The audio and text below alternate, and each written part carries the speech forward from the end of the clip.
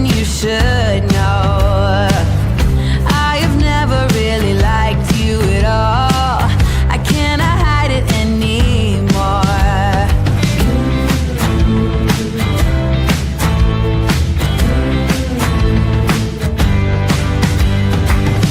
I've been thinking about the future, trying to forget about the past.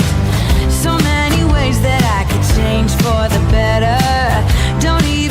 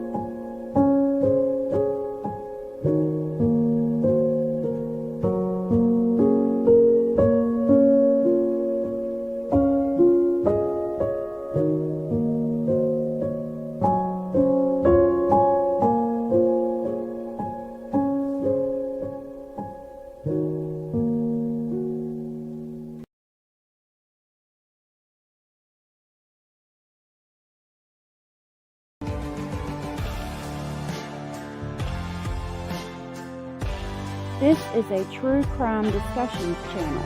We speculate. This is all just speculation. Because it's true crime, it's for mature audiences only. There will be no children allowed, no exceptions. Everything on this channel falls under fair use. Please remember to like, comment, subscribe, and share. It's free. Hey y'all, I'm so glad y'all are here with me this Wednesday. Thank you so much. I appreciate it. Hannah Osborne has been located safe. I wanted to let y'all know that I need to make a new video. I have been busy packing, and I made this stuff called wassail today. It's like supposed to make your house smell good. It's apple cider with apples, cinnamon, cloves, and oranges. But like, I don't know how I feel about it. I don't really like it because the smell of oranges don't remind me of fall. I don't know. Maybe I'm weird. But like the oranges kind of ruined it for me. But it's still on the stove simmering so the kids can have it tonight. I don't know. I don't know how I feel about it.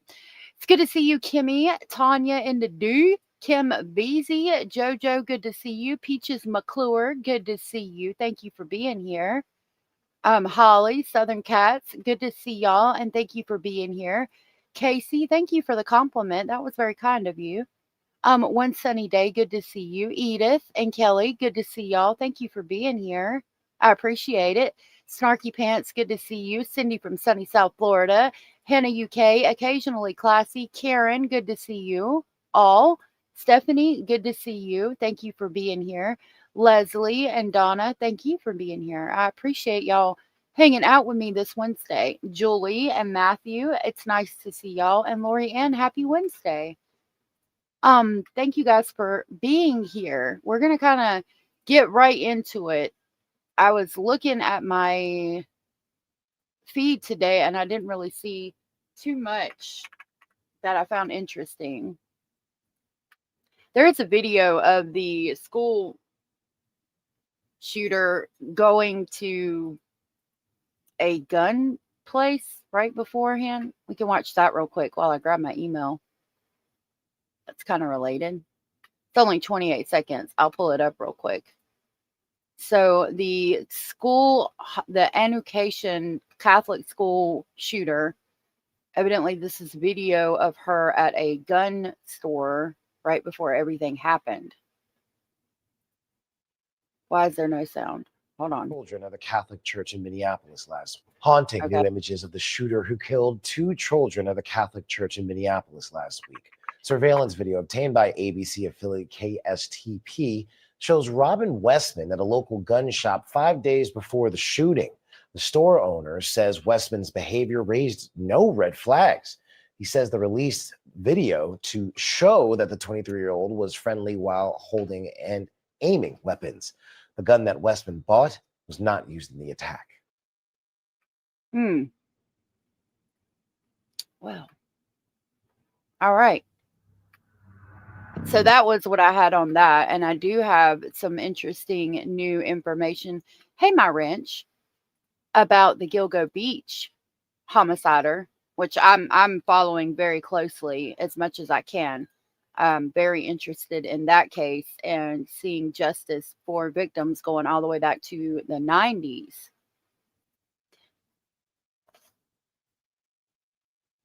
So I wanted to read this article to you guys real quick, and we'll get into everything else. This says the DNA evidence in the GILGO Beach homicide case against Rex Heuermann ruled admissible in a massive victory for prosecutors. Now, that's what they've been waiting on. That's the only reason this hasn't gone to trial yet, and we haven't seen justice for the victims. So evidently they were having an issue with the DNA being admissible in court. So now that it's been declared that it's admissible, we can finally see some justice. It reads, Long Island prosecutors have the green light to use crucial DNA evidence in their case against accused GILGO Beach serial homicider Rex Heuermann, a judge ruled on Wednesday. The bombshell ruling by Judge Tim Mazzei marks a massive victory for Suffolk County District Attorney Ray Turney, whose case against the hulking architect hinged almost entirely on DNA matches linking Heuermann to 7 ladies of the night. He is charged with committing the homicides of between 1993 and 2010. Quote, the science was on our side and that's why we won, unquote. Cherney told reporters on Wednesday, calling the case, quote, strong and, quote, compelling. There is the homicider. We've looked at some of the documents that have been released, like his list of things to do to prepare for all of this. It's a lot. No, she messaged me last night and I've got to message her back, and I meant to. I've just been so busy. But yeah, she's said that the bathroom wall is taking longer than expected, and I meant to message her back and I didn't, so it's probably my fault. It continues, quote, we now have nuclear DNA, we have mitochondrial DNA, we have phone records, we have witness statements, we have financial records, we have internet searches, we have phone activity, and we have other evidence as well, unquote, the prosecutor said. Mozzie's ruling represents the first time high-tech DNA evidence will be used in a New York trial, officials said. The accused killer's wife, Asa Ellerup, was in court but did not comment after the ruling. Heuermann, aged 61, was arrested outside of his Manhattan office in July of 2023 and charged with the homicide of 3 ladies of the night whose bodies were dumped along desolate stretches of Long Island. I apologize for misreading today. And that's how they got his DNA, through a pizza box that he threw away. I hope that he goes down. Good to see you, Tom. It is such a horrible case, and I genuinely believe that Shannon, Lord, I know her last name, but I forget it. Shannon was a victim of his. I do, even though they said she's not. It continues, he was eventually charged in the homicides of 7 of the 11 bodies found, and is now accused of committing the homicide of Valerie Mack, who was 24, Melissa Taylor, who was 20, Megan Waterman, who was 22, Melissa Bartholomew, who was 24, Maureen Brainerd Burns, who was 25, Sandra Costello, who was 28, and Amber Lynn Costello, who was 27. All of the victims were ladies of the night in the New York metro area.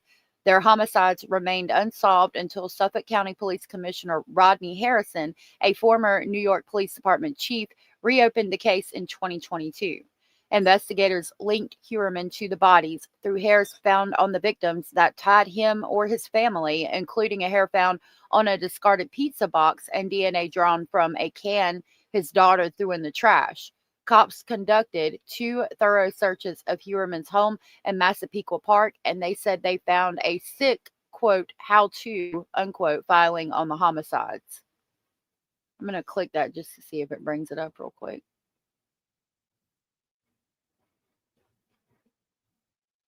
That was them searching. We're going to go right back to the article. I just wanted to see if it would show that thing that they found. It was awful. It was like, do this for more playtime. It's an awful thing. It might be on my Patreon. Okay, stop jumping. There's no need for all that.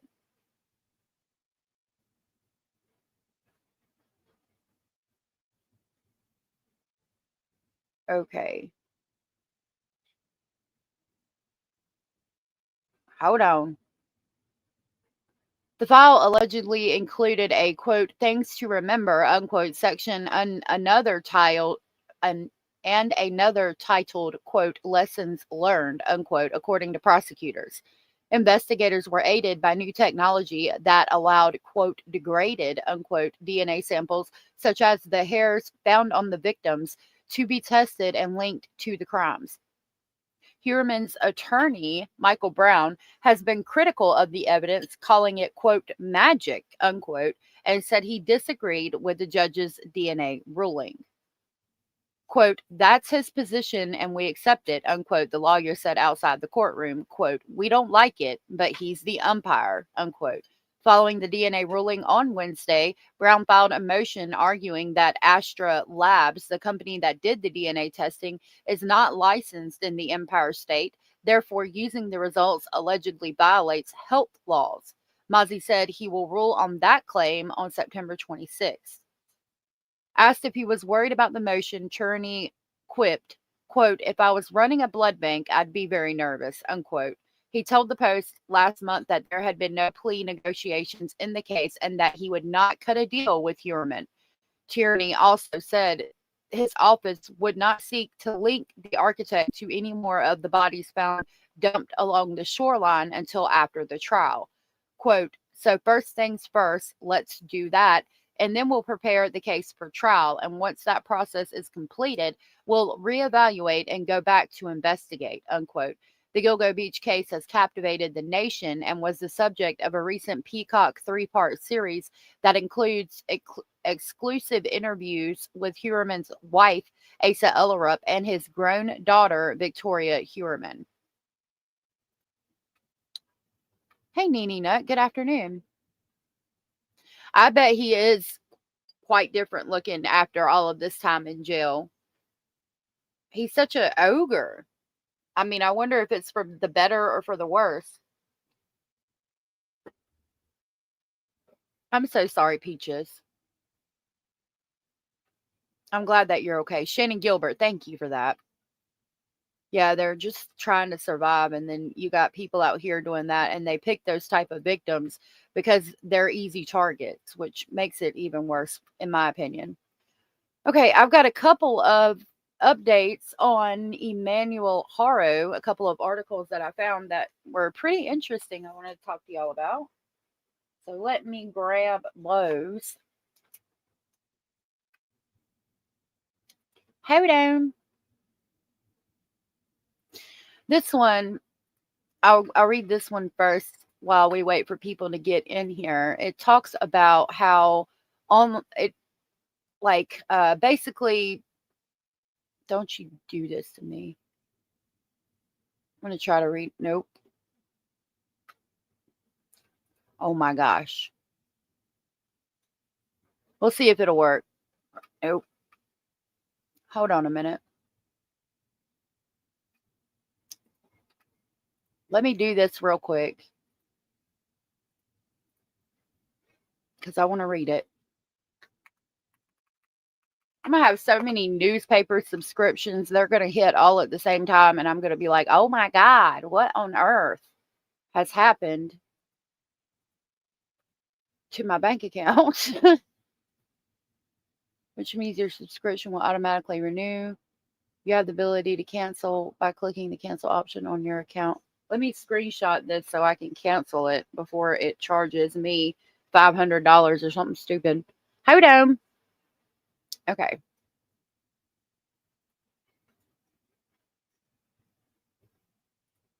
While we wait for that, the homie was on the front page of this article. All right. Now that I've given them their dollar to read the daggum article, we'll go back to it. So it reads, Baby Emmanuel case unleashed an army of online sleuths. Did they do more harm than good? Thought it's interesting to talk about online sleuthing and things. And how, I don't know if it did more harm than good or not. I think that it's important for the public to know what's going on, but you don't want to hinder the case at the same time. So it's kind of a hard line there. He is everywhere. The homie. So it reads, Ahmed Belzo, a self-described independent journalist outside the Hall of Justice in Riverside on August 26th. And he's holding up a sign that says Justice for Emmanuel. It reads, Attorney Vincent Hughes was swarmed by reporters and self-acclaimed TikTok journalists last week when he exited the home of Jake and Rebecca Haro, who had just been arrested on suspicion of homicide of their infant son, Emmanuel. As he walked from the home on Ramona Street in Cabazon on August 22nd, onlookers heckled him with boos and insults, and one man streaming from his phone barked out a question. Quote, "How does it feel to defend a murderer?" Unquote, he said, before eventually turning the camera back to himself and proudly telling his viewers, quote, "I just asked him the question," unquote. Ahmad said, "The piece of shit attorney has entered the chat." The article didn't say that. I added that. Back to the article. In the last couple of weeks, the case of missing 7-month-old Emmanuel Haro has been the clarion call for independent journalists, online sleuths, and criminal case followers, some traveling across the country to California to chronicle developments. Some set up lawn chairs outside of the Haro home and live streamed. Others went up to the door and knocked. Hughes was Jake Haro's attorney in a previous criminal case, but is not representing him in the case involving Emmanuel. Online internet sleuths pick apart the trickle of information being released by authorities, oftentimes filling in holes with rumor, speculation, and innuendo. But a lot of times our speculations are just common sense, putting things together. I don't think it's necessarily bad. As long as you present it as speculation, but a lot of times, again, we're just figuring things out before they actually release it, I think. Hey, Ashley and Amanda, good to see y'all. Jada, good to see you.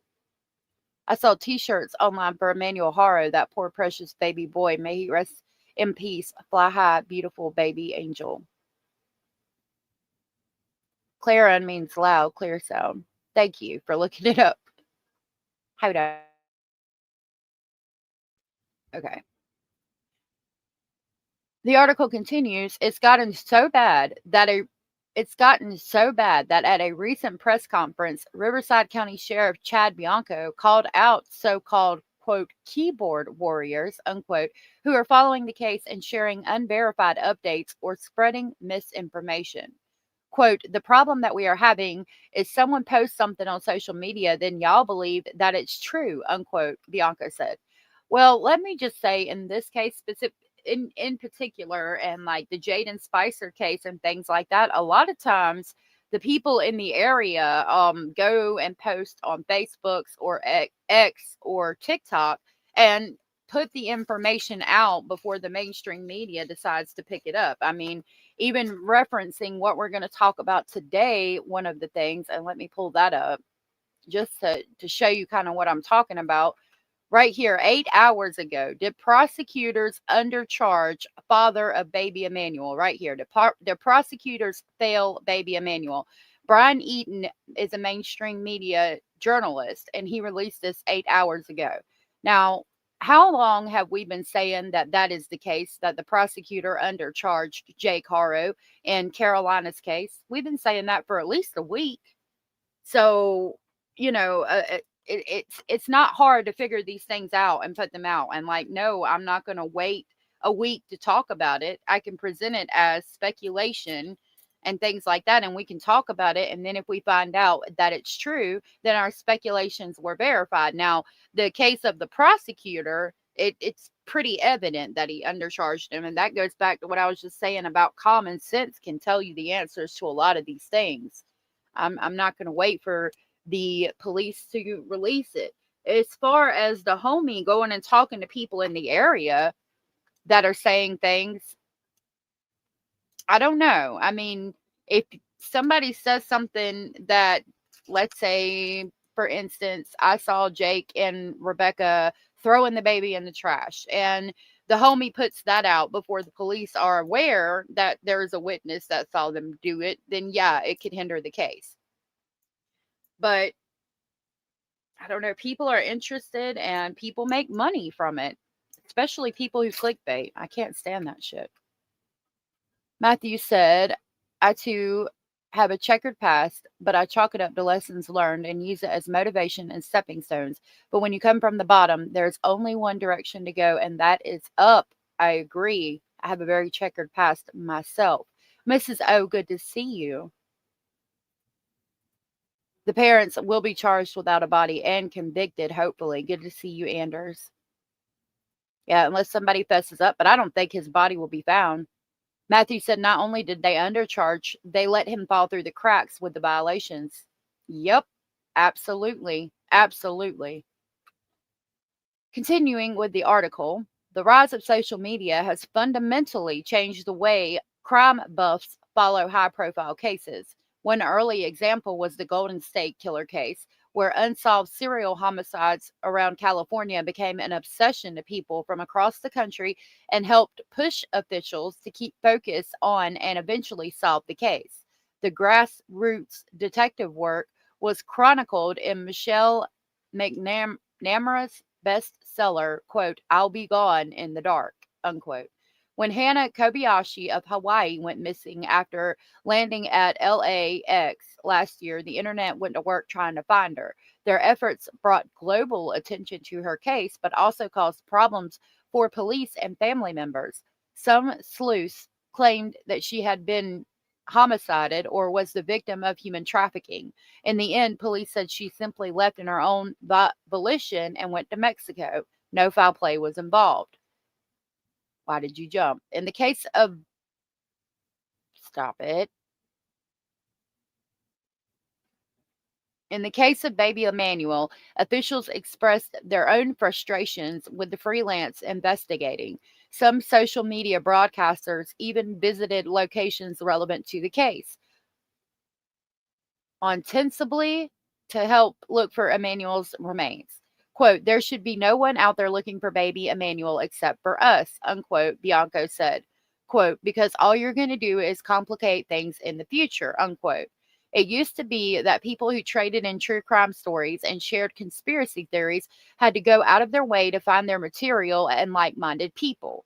Quote, now they come to us, unquote, said Whitney Phillips, associate professor of information and media ethics at the University of Oregon's School of Journalism and Communications.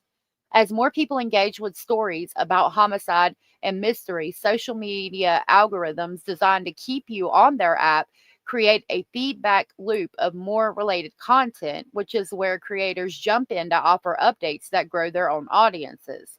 Quote, these kinds of stories about crime, they become content which immediately raises all kinds of ethical issues, unquote, Phillips said, quote, because what you're talking about is real life violence, it's real life trauma, it's real life destruction of maybe multiple people's lives, unquote. There are two types of groups that clearly interact with true crime: those who fall into everyday internet users and those attempting to build a brand, Phillips said. What the brutal slaying of 4 people in an Idaho home by Brian Koberger, I apologize, that said when, hold on.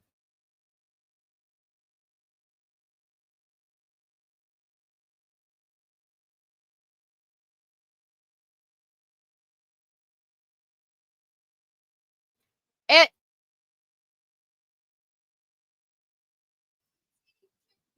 okay, children's.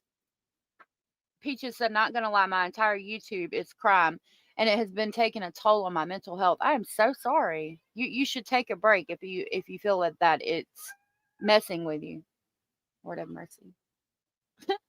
My geese are chasing each other. People change if they want lessons learned lessons and move on up. I agree. All right. So it says, when the brutal slaying of 4 people in an Idaho home by Brian Koberger was still a mystery, online sleuths combed publicly available information to identify their own suspects. When travel blogger Gabby Petito was killed by her fiance, the case became a launch pad for some true crime influencers. Quote, you had a bunch of people who were just regular people online who latched onto the story early and they were able to build their brands, unquote, Phillips said. Quote, then they become true crime influencers from that, then branched out and started to engage with more true crime stories and monetize off of that, unquote. Okay, let's talk about this because it directly involves people like me. This is true, okay? Like, for example, I started with the Madeline Soto case. So how I started is I got the information for the Madeline Soto case because I was in one chat in particular, and I was telling them all what was happening. Like, I was like, no, this was done because of this, and this was done because of this. And then I would find out that all my theories and everything I was saying was correct. And so I asked for the information. I said, I mean, everybody's getting the information from submitting a FOIA. I can do that. So I got it, and I put it out. My geese are in the pool. It's so funny. Sorry. I got it and I put it out. And at that time, everybody that I saw was putting out interrogations and things, but they would have their thoughts and input in the interrogation. Okay. I didn't see anybody just putting out the interrogations or audio files with no thoughts, no interpretations, or anything. And so I put them out where people could make their own thoughts without my input, without me influencing them, just the interrogations and things like that. In the audio files, and anything I could get on the case, I started putting out. And yes, I did eventually get monetized. Now, some people take that shit too far. Some people are like, start making money and then they base their whole life around it. And it's like, they're fighting for information to get stories, to be the first one to put stuff out, even if the information is not correct, or even if they clickbait somebody, like by saying, Jake Haro said where Emmanuel is. And basically, you find out, no, he was just searching or something like that. You know what I mean? I don't do that. My thought process is that it's a blessing to make money on here, but I'm not going to depend on that money or base my whole life around making that money. Anything I make is a blessing. Hold on.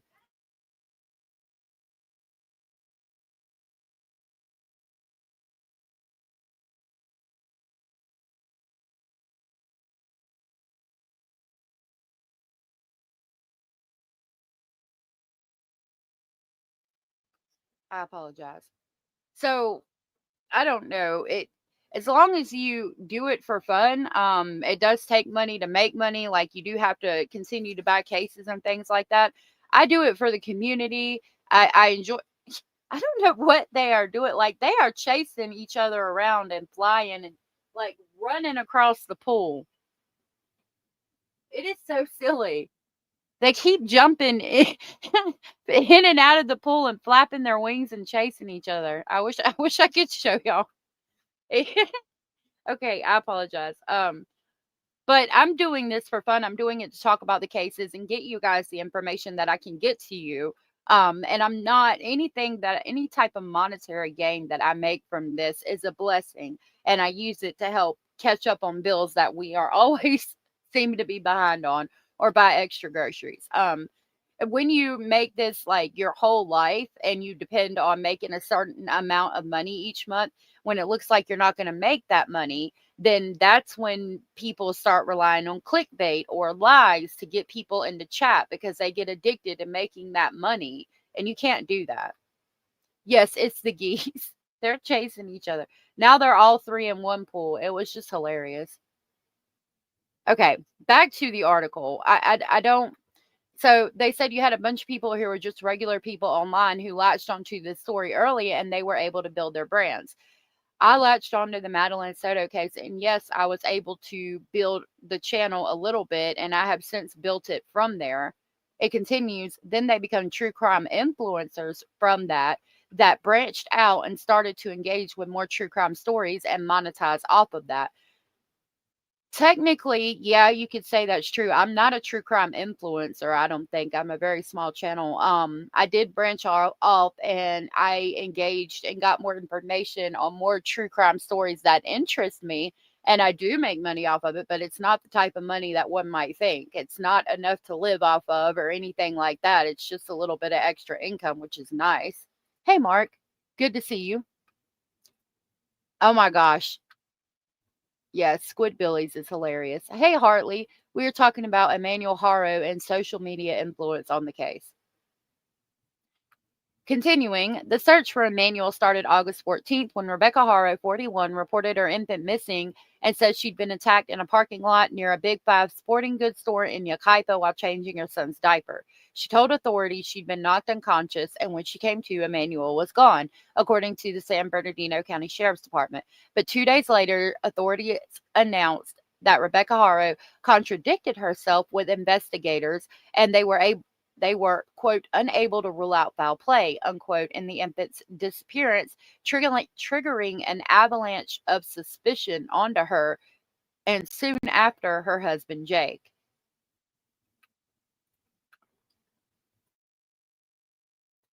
I want to make sure I wasn't muted. Gray Hughes, maybe. Yeah. Hey, Kimmy C. Good to see you. I think about Annie Elise, or that one girl. I really like that one girl that does her makeup, but my God, she's got so many ads. It's like her personal sponsors. Like every freaking 3 minutes she does a sponsor. I can't watch it. I can't stand that shit. I don't know. And I get it, like people sponsor you and you make money, but I don't know. I can't do it. Zombiebers or stepbrothers. What is it they say on Squidbillies? Don't touch the tram. Okay, continuing with the article. Jake Haro, 32, has been on probation after pleading guilty to felony willful cruelty to a child in connection with serious permanent injuries to his daughter in 2018, according to court records. He pleaded guilty in open court in 2023 and was sentenced to jail, followed by time in a work release program in lieu of 4 years in prison, records show. But a Superior Court judge suspended the prison sentence. At a news conference Wednesday, Riverside County District Attorney Mike Hestron said suspending Haro's prison sentence paved the way to Emmanuel's death. Quote, if that judge had done his job as he should have done, Emmanuel would be alive today, unquote. Hestron said, quote, that's a shame and that's an outrage. And I hate to say that, but when our criminal justice system breaks down, I'm just going to say it broke down, unquote. The Haros made their initial court appearance in Riverside on August 26th to a packed courtroom, a group of reporters, and a TV news camera broadcasting the hearing. Although Emmanuel was reported missing in San Bernardino County, authorities said they believe he is a victim of long-term abuse in his home in Riverside County that ultimately led to his death. Among those gathered with the media for the initial hearing was Ahmad Belzo, or the Homie, a self-described independent journalist who runs the popular TikTok account, quote, on the Tiara, unquote, where he posts daily videos on the Haro case and provides a link to his online store where he sells shirts, hoodies, hats, and stickers. All of the store items were recently sold out.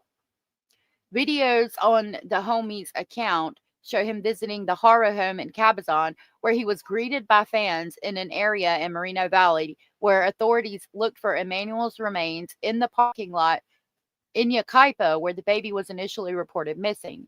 In one clip, the Homie interviewed 2 women who work at the strip mall and asked one if they could provide him with security camera footage from the day of Emmanuel's disappearance. That might be overstepping. What do you think? Do you think the Homie asking the people in the strip mall for security camera footage from the day that Emmanuel was reported missing would be overstepping? I mean, technically, no, I don't think I would do that. I think it would probably be in poor taste, but technically the police should have already had it, and therefore either told the people not to give the security camera footage to anybody else, or, I mean, he could have it because it's a freedom of speech, freedom of press type thing, I would think.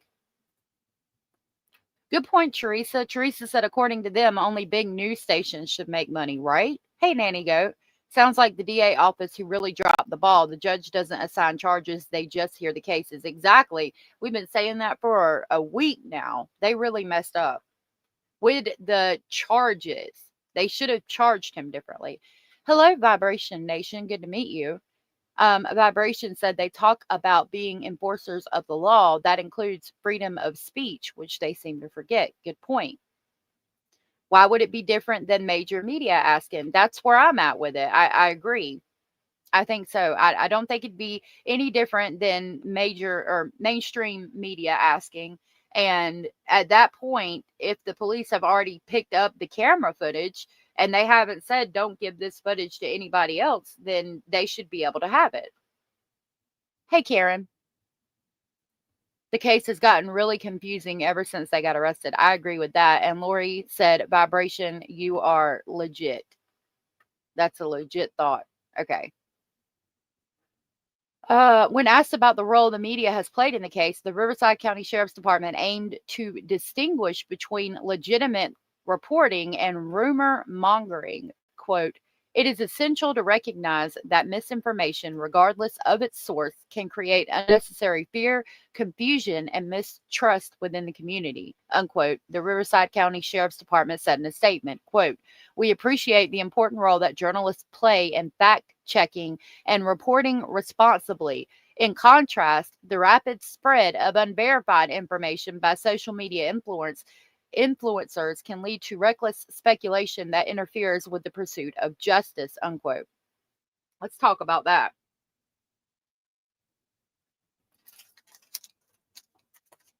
Okay. So it's essential to recognize that misinformation, regardless of its source, can create unnecessary fear, confusion, and mistrust within the community. That part, I mean, I could agree with. But even the mainstream media gets it wrong from time to time. If we talk about Brian Eaton from News Nation saying that there was a Perkins operation and that Jake Haro confessed in jail, and then the DA saying that's not true. Like, who are we to believe? Personally, I believe Brian Eaton, and I think it's just something that the DA didn't want out. And how are we as the public supposed to know anything? Because if it was up to the DA and the sheriff's office, nobody would ever know anything about anything. A lot of things get put on Facebook, TikTok, or X, and at first, it's unverified. But then we find out later, a lot of the times, that it is verified and it is correct. I think if you present it as speculation or, saying that I don't know if it's true, it's just something that I heard, that it can be okay. Especially like the homie going out and interviewing people. Those people might not want to talk to the police. They might give him information that they don't want to give to the police. And what's wrong with having an extra foot agent on the ground to get information that could help you? I mean, I guess the spread of it on social media, but that's going to happen regardless. And if you've done your job as an investigator and you've got a soundproof case, then it shouldn't hinder it to a point that it's going to, mess with the case necessarily. And the police and sheriff's office and DA have more ability to do more things than a journalist does, is what I think. Cindy said that's like saying we shouldn't stop at small businesses, only box stores, which they've tried to make us do as well. Everybody got to do their own fact checking. Exactly, Anders. Constant change is here to stay. The governor or DA created the mistrust when they continue to drop the ball by light sentencing and letting these crimes fall through the cracks. I agree. Ain't nothing wrong with that. The system seems to victimize the innocent kids in abuse cases. I agree with that too, Donna. Good to see you. To be honest, mainstream media no longer reports in an unbiased or honest manner on the news and hasn't for a long time. Did you know that's because they made a law that you can propagandize the news now, from what I've heard. So propaganda in the news was made legal. These geese. Do you remember the ridiculous fact checkers at Facebook? Oh my God. Yes, I do. That was a crazy time when they had them fact checkers on Facebook getting it wrong. Peaches said if social media didn't blow this up, I have no doubt that Jake Haro would have gotten another insane plea deal, just like when he did with Carolina. I agree that it was a good possibility that could have happened. And I mean, if you want to compare the two, yeah, look at that case. If that case had been in the media, he wouldn't have gotten that sentence, and we wouldn't be here today, in my opinion. In my opinion, a lot of the media is steered to one side or the other too, and will only report what they want to report as the facts. Absolutely. Have you, Lori? Peaches said they made it legal because they already did it and were having lawsuits, if I remember correctly. Probably. I just heard that they made propaganda legal so that they could propagandize us through the mainstream media, and I found it interesting. I don't know a lot about it, but I heard that. Yep, I agree with that too, Teresa. Major news stations and papers are almost a monopoly now, so it's not unbiased. Now Jay gets green bologna sandwiches at every meal.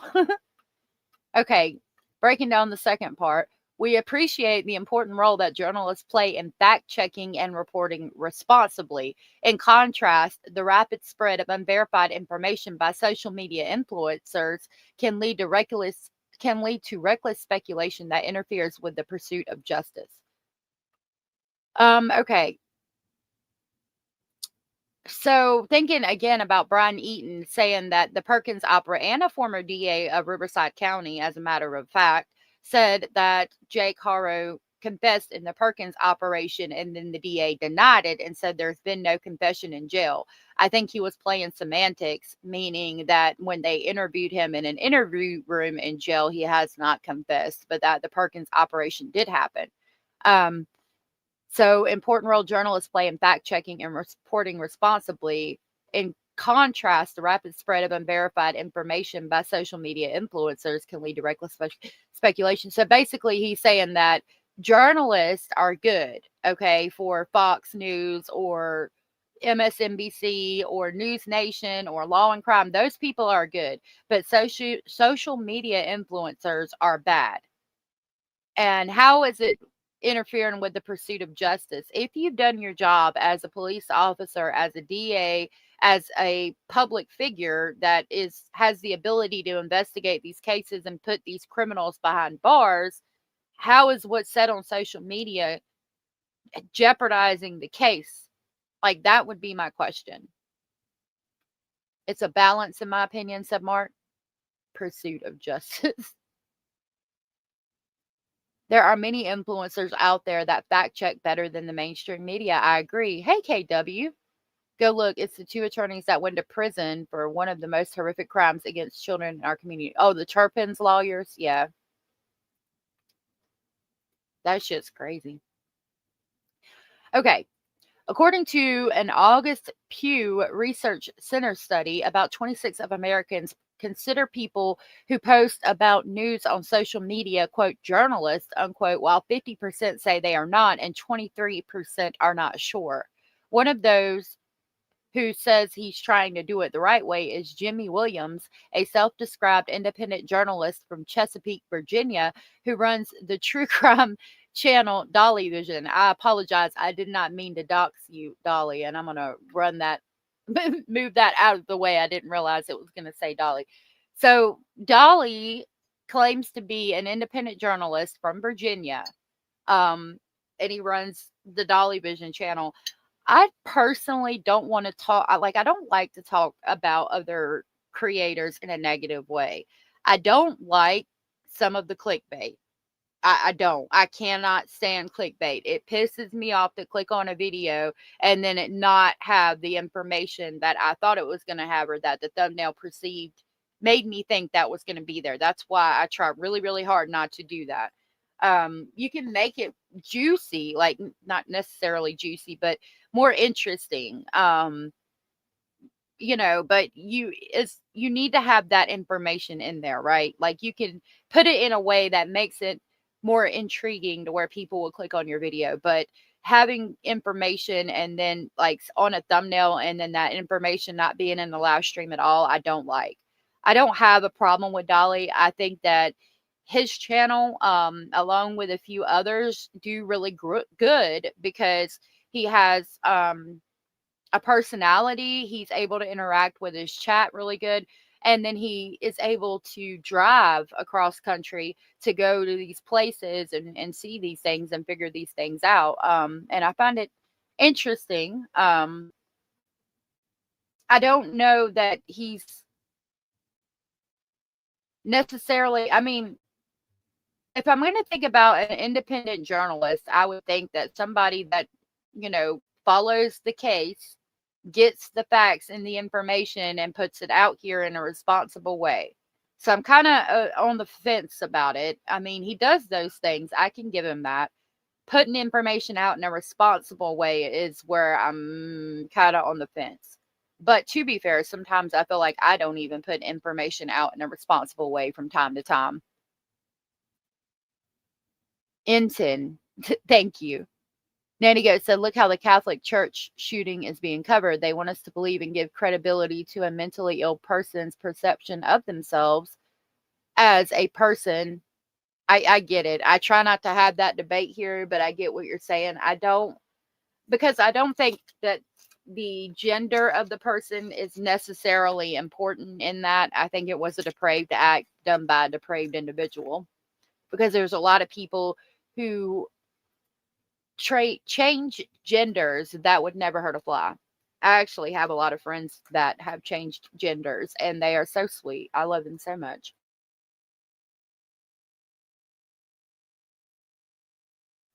Donna said, there's a lot of blame to go around for Jake, his attorney, the prosecutor, and the judge, and I agree with that.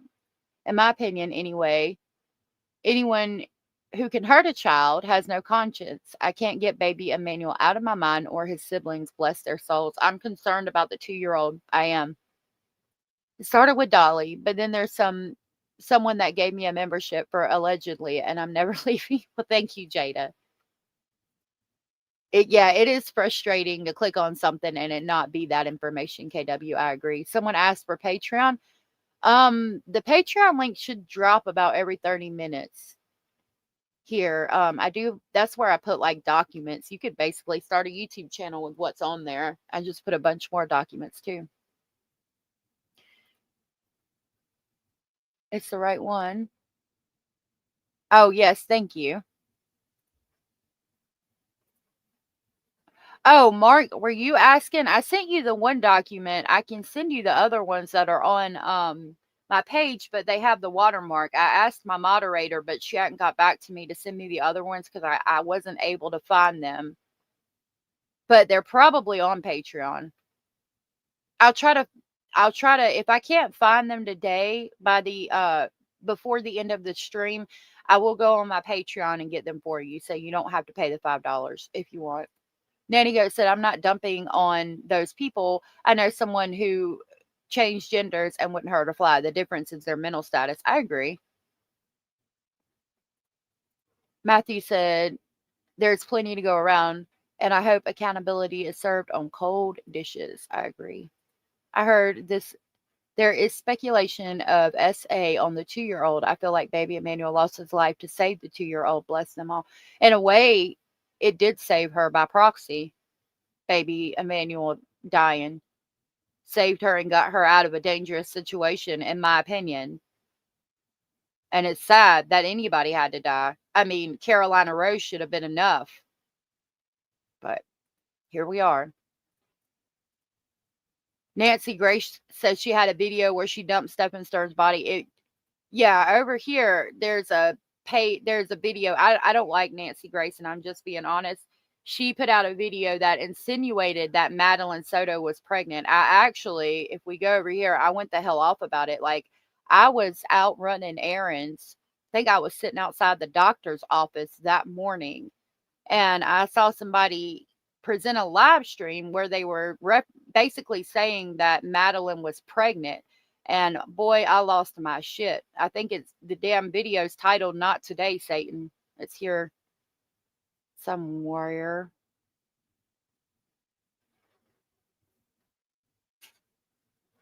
Wanted to show it to y'all real quick. But yeah, I went the hell off. Yeah, right there. Nope, not today, Satan. It has not been confirmed that Maddie Soto was with child. Stop it. That's me calling out Nancy Grace. I'll play that video for y'all when we get done reading the article. All right. Dolly Vision said, quote, I've been out here for 3 days, unquote. He said outside of the Haro home the day of their arrest. Was he really? I thought he just got there the day they got arrested.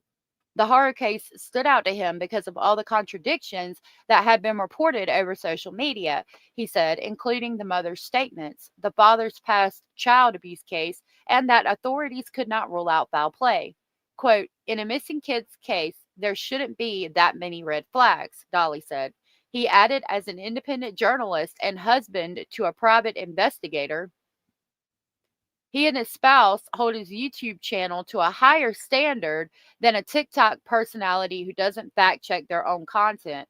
Oh shit, shots fired, y'all. Why is Dolly firing shots at all the tiara? Hey, Norma, I know I'm saying that wrong. Nancy Grace put it out that she was with child. We will never know if Madeline was with child because in the state of Florida, in order for autopsy results of a minor to be released, the family has to do it. So unless her family puts it out, we won't know. I would say that we might find out at trial, but he took a fucking plea deal like the little bastard he is. And so we don't get that information. To save Madeline's dignity, and I'm sorry, but I just disagree. I feel like somebody needed to see the abuse that Madeline endured to understand what she went through. I didn't want anybody else but the jury to see it, but I wanted the jury to have to see it and make a decision on whether he deserved to live or die, because that's the only way anybody's ever going to know what that child went through, in my opinion. KW said, truly sad, I can't wrap my mind around harming a baby, even if they were on substances. You have to be really sick-minded. You absolutely do. There is people out here on substances that take care of their children and would not hurt a fly. You really do. It's a whole nother thing. Hey, native girl.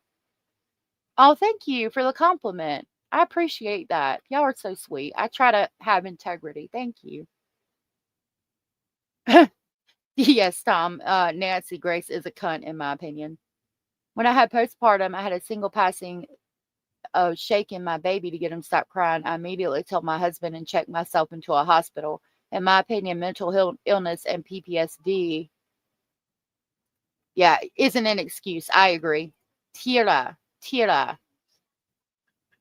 Look, Julie's going to have me speaking correctly before we're done today, y'all. She said, you're going to get it right. I'm glad that you did that, Peaches, and recognized that you needed to go take a break for a little bit and get some help with that before the baby got hurt.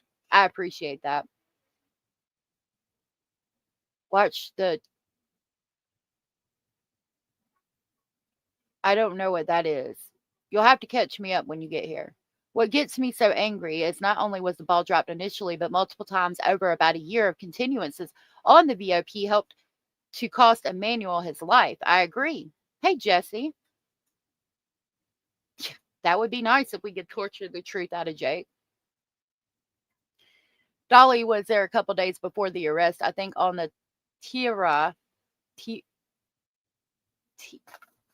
Let me write it down. Teera. Tira. On the Tira has had a few outbursts and other streamers around the case. I agree.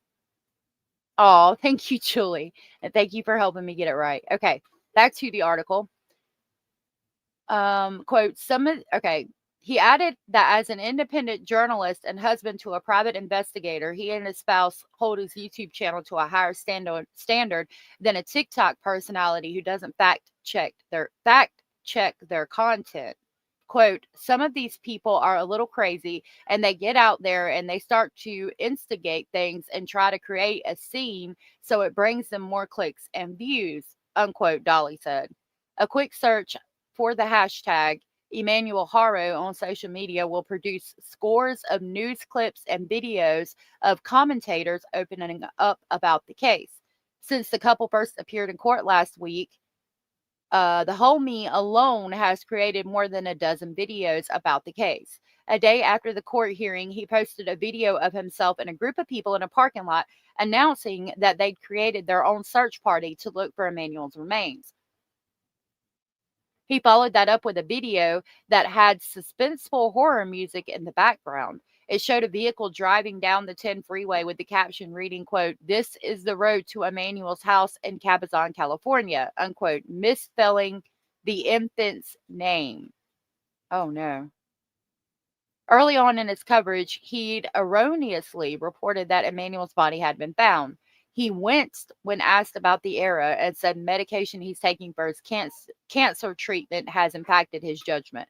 Okay, well, I don't like that because that makes me feel like you're using that as an excuse. I couldn't imagine having cancer or taking those medications, and God bless him and his soul for that, and I hope that he gets better. But a lot of people reported that baby Emmanuel, the remains had been found. It was just an honest mistake that people made. Even SF Investigates posted that the remains had been found. And I therefore shared his post and I deleted it 20 minutes later when I was informed that the remains had not been found. I mean, it was just something that happened.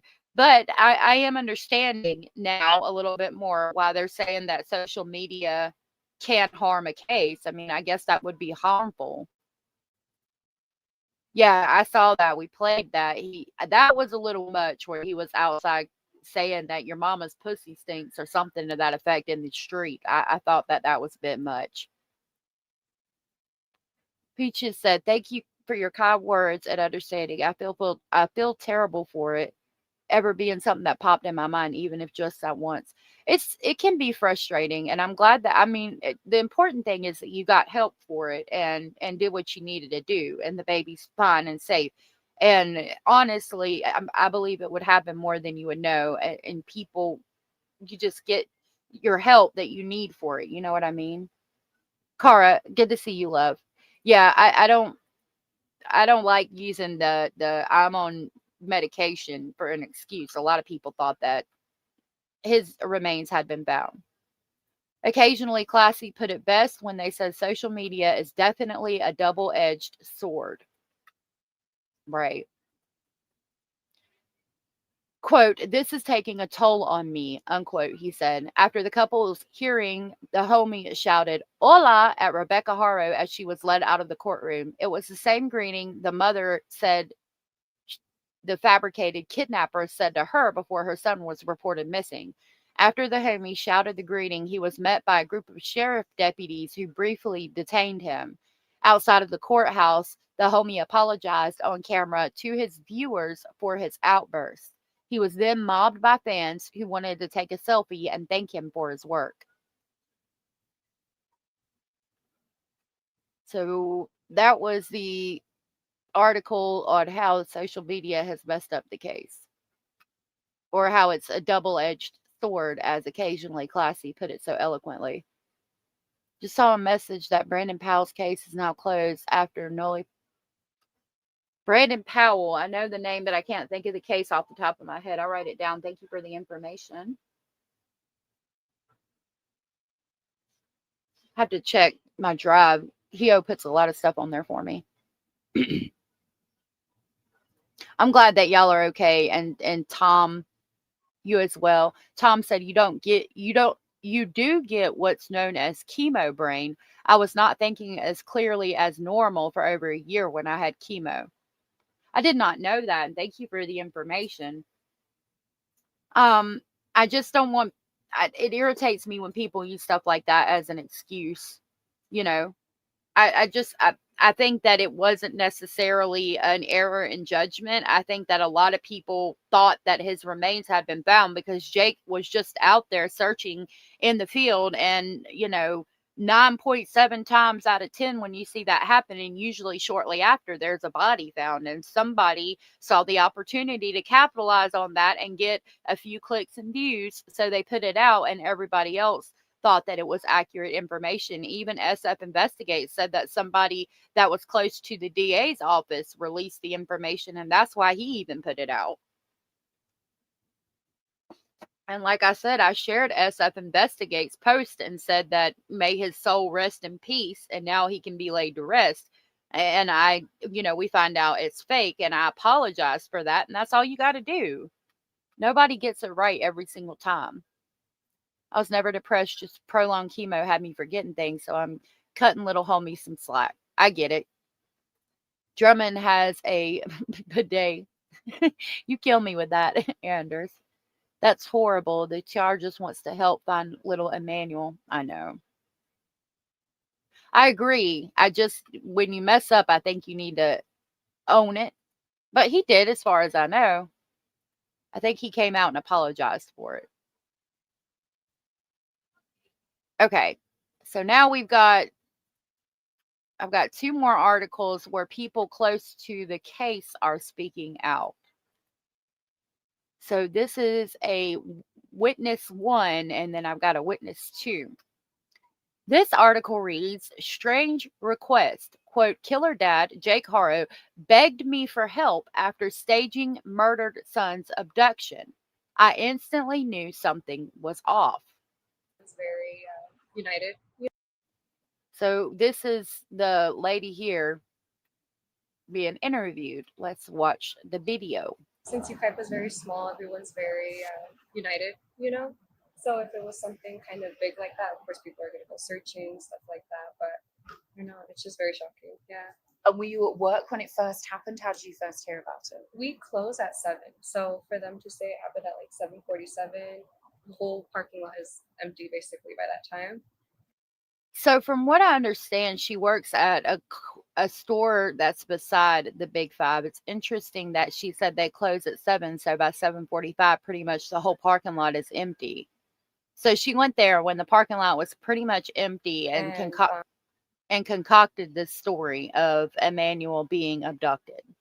I didn't find out until the next morning when I came into work, and yeah, they were just questioning us too. And what was the scene outside when you came to work that day? It was all just undercover vehicles, to be honest. And I thought, oh, it's just busy at Big Five, you know, but I had no idea what the situation was, to be honest. Mark, that is my actual rabbit. That is Basil. He's not in here right now, but Basil is my rabbit. Hey, Linda. Good to see you. You had chemo brain too. It's really strange. I'm not even going to pretend to know or even begin to understand what chemo brain is. And I do have sympathy for him for that. I just, you know, if you mess up, I think you need to come out and own it. That's all. I don't want anybody to think I'm attacking him because I really like him too. Cindy said, as a childbirth educator, I always covered early postpartum to give parents tips on what to expect and what to do instead. I always gave my clients a number for 24/7 help. That is amazing. And I appreciate you doing that. He does sniff a lot. And you had a run-in with Jake yourself. Talk to us about what happened, where he was in the store, how he was acting. Yeah, he just came in and asked if we had any information and please just let him know. But there was no tears, just exaggerated kind of facial expressions. Yeah. So what was he doing? What kind of things was he saying? Just I don't know, heavy breathing and then just like rubbing his eyes, but there was no really tears, so it's just hard to, you know, feel bad for him. I don't know. So he was attempting to make it look like he had been crying. Yeah, he did. He did apologize for putting out that baby Emmanuel was found. That article said he blamed it on medication, but oh, thank you. Thank you for that, Mark. That was very sweet of you. I appreciate that.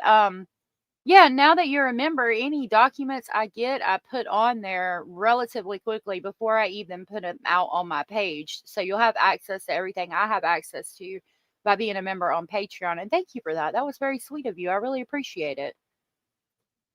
He did apologize. And Mark also, you guys, has a YouTube channel, so I'll drop your link for you again. He's covering this case extensively as he is from the area. Leslie said he wasn't the first one to report that information. He wasn't. Right, Crystal? I know at this point, I know this isn't the point, but she is so pretty. She is very pretty. And what was your initial reaction to that? Did you feel something was off, or did you feel he was not acting how somebody would if the baby had been kidnapped? Yeah, if their baby had been kidnapped, they would have been out looking for them. Same with like my sisters with their kids. You know, it's just not something to just hang around in a parking lot and then just be mingling with your family. I don't know. How would you describe his facial expressions there? Exaggerated, just very putting on front. You know, I don't know how to explain it. And did you see his wife at all? Did you see the mum? No, I think she was just outside, to be honest. I think she was just out here with the family. But you thought it was odd to be just hanging around in the parking lot and speaking to just a couple of store owners instead of driving around? Yeah, I mean, they were handing out flyers at first, but I don't know, even then it was just missing kid and not missing baby. Yeah.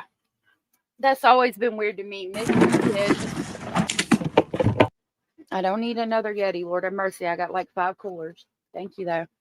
I always thought it was weird that she was sitting out there. Like, they brought the damn lawn chairs and everything to sit out there and talk about their missing kid with no description of what he looked like, what he was wearing, what happened the last time you saw him. Just missing kid and mom and dad's phone number. Again, they're definitely not the brightest crayons in the box. Sharpest tools in the shed. Couple screws loose. The fact that they thought they could get away with this, I mean, it blows my mind. But he got away with the hurting the baby the first time, so.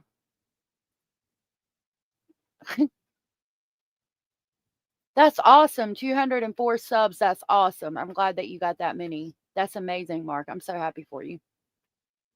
Okay. So it says, and I did just drop Mark's link, by the way. Make sure you guys check him out because he's going to have up to date information. He's been going to the court hearings. He has he's in the area. Kelly said then they disconnected the phone number on the flyers. Oh, yeah, the flyer. Yeah, then they disconnected the phone numbers. Like it was so obvious from the beginning. And then they came out and said there was inconsistencies in their story.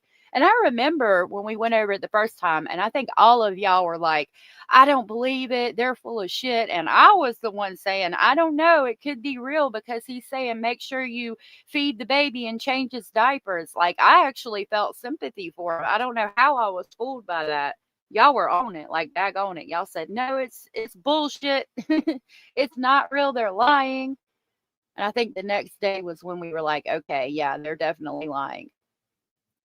Peaches said, I still think it is so incredibly sus that was the picture that they chose. It didn't display his eyes. I mean, that was the most identifiable thing about him. And if the person who kidnapped him changed his clothes or whatever, you want to make sure that everybody sees his eyes because that's an easy way to identify him, but like we didn't even put nothing about it. He didn't even put anything about the baby on there. You think so, Cara? Maybe. Oh, yeah, you too, Mark. Thank you. Cindy said so many families don't know how to deal with a crying baby and lack of sleep or substance abuse is a cocktail for trouble. If parents had safe, non-judgmental, supportive resources, that would help. I agree. I've never heard someone say to feed and change the baby. I hadn't either, and I think that's why I felt like they were being honest. But I was wrong. I was really, really wrong. All right. So the article says the store manager has recalled her creepy run-in with now accused child homicider Jake Haro. Hero? There's no hero. As he allegedly pretended to cry while begging for help, searching for his missing son. Jake and his wife, Rebecca, have since been charged with homicide following the disappearance of their 7-month-old son, Emmanuel. This is the one where we can click on the pictures. So this is Liz Miza, assistant manager of the Bada clothing store next to the Big Five Sporting Goods, where Rebecca Haro claims their son was kidnapped. There's Emmanuel, Jake. Again, this is a layout of important areas. The abduction spot close to Yucaipa. Cops called to the property was the second thing that happened close to Moreno Valley. The baby's parents were arrested in their home close to Banning in Cabazon over here. And then the search area in the Moreno Valley by Moreno Knolls is where Jake took them to look for his body. There's Rebecca. There they are lying their asses off.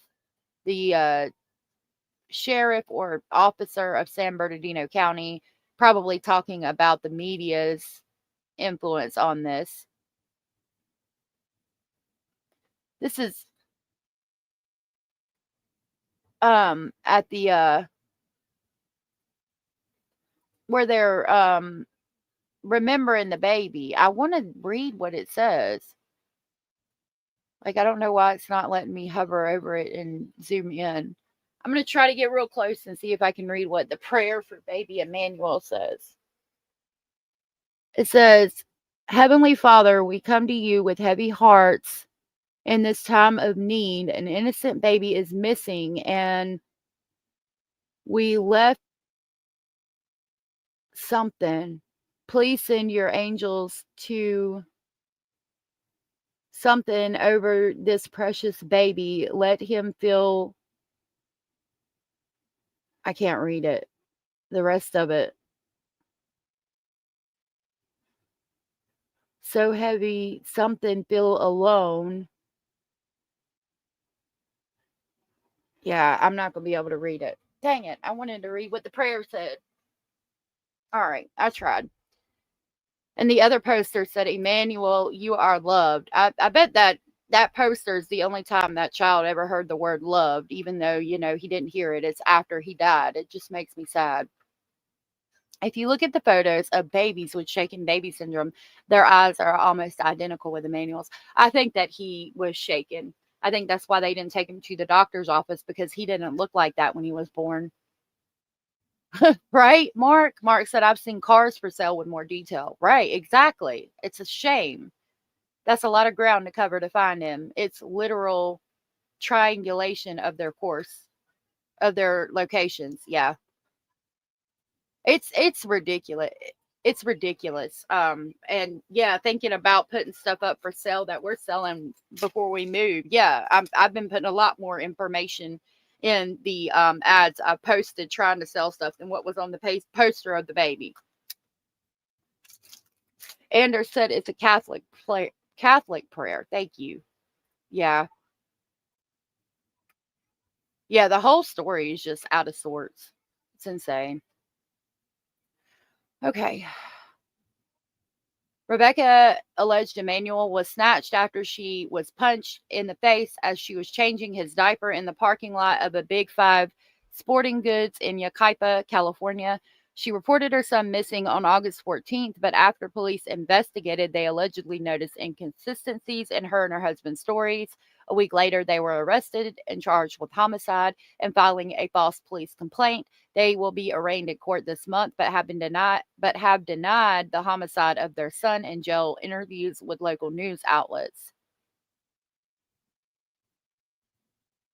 The U.S. Sun spoke exclusively to Liz Meza, assistant manager of the Bada clothing store situated next door to the Big Five. Liz, who was 23, recalled the day Jake came into the store asking for help as locals scrambled to try to help the couple find baby Emmanuel. She said from the beginning, those living in the quiet community didn't believe someone could have kidnapped their son. Liz recalled, quote, we closed at 7 p.m., so right after it happened, we didn't know anything, but the next day the dad came in here, fake tears, like, if you guys know anything about my son, unquote. Quote, he was here by the front door. I was like, the detectives seem to be doing all they can, unquote. He wasn't crying. It was more like heavy breathing. It didn't seem real. And he was wearing a hoodie too, which was weird because it was like 90 degrees. Remember, we pointed that out pretty early on. What was he trying to hide wearing a damn hoodie in 90-degree weather in freaking California? Amen to that. It's sad, but if she was being abused, Tom, you would think she would have opened her mouth by now. I don't have that much sympathy for her because she's still standing by her man. The girl continued, quote, he seemed in distress, but he was rubbing his eyes. They were red, but there was no actual tears. She claimed she told her colleagues she felt his story was suspicious when they came into the store later in the day. Quote, and he wasn't out searching. He was just walking around the parking lot. It just felt off, especially as they're not from here, she continued. Locals here just thought, that's not Yucaipa. You might see a helicopter going around looking for a missing person, but not a baby. And then we heard the parents were from Cabazon. It's sad. My sisters are parents, and I just can't imagine someone doing that to a baby. Jake also has a 2023 felony conviction for willful child cruelty after an arrest in Hammock, California, while he was married to his ex-wife, Vanessa. In October 2018, their daughter, who was 10 weeks old at the time, was rushed to the hospital after Vanessa called 911. Doctors told police the little girl had an acute fractured rib, 6 ribs with healing fractures, a skull fracture, brain hemorrhage, swelling of the neck, and a fractured leg bone that was healing. An officer wrote in an affidavit for warrant that the findings were indicative of abuse, head trauma, child physical abuse, and nutritional neglect. Jake initially blamed the baby's injuries on Vanessa. Both eventually pled guilty to the charge in 2023 but escaped jail. Vanessa's mother, Margarita Avina, spoke to the U.S. Sun, claiming Jake abused his daughter and she was not in her right mind, but insisted she would never hurt her baby. The Riverside District Attorney has since revealed the girl, now 7 years old, is disabled with just 3% of brain function and has been adopted by Vanessa's cousin. Store manager Liz said, quote, "To see he had a previous charge against him for child cruelty is just crazy. Everybody wants them to confess. I heard the week before that Rebecca visited the stores here and was asking around about whether there were cameras or not," unquote. Rebecca told the media during interviews that the Big Five retail store doesn't have security cameras monitoring the parking lot. It is not yet known whether police have security footage of the mother in the parking lot before or after the alleged kidnapping.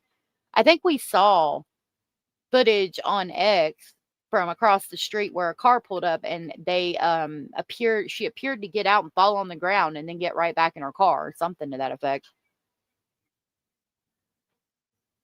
Vibration Nation said not verified, but some people expressed hiding certain tattoos. I've heard that.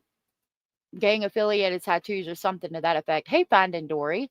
I think it was 115 degrees. It was in Palm Desert, 20 minutes away.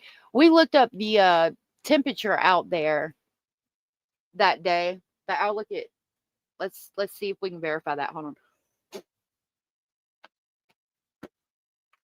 What day was it? August 14th, right?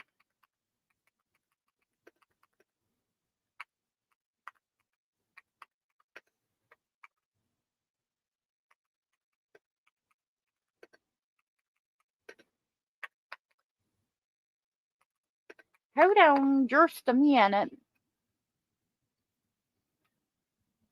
Temperature in Yucaipa on August 14th, 2025 at 7:47 was 88 degrees, but the high that day was 90.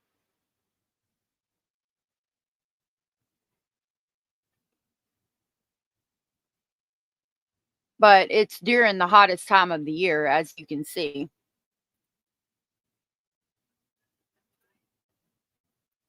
August 15th is the day they did the interview. Yes, so it would have been August 14th at 7:47. Hey, Roberta.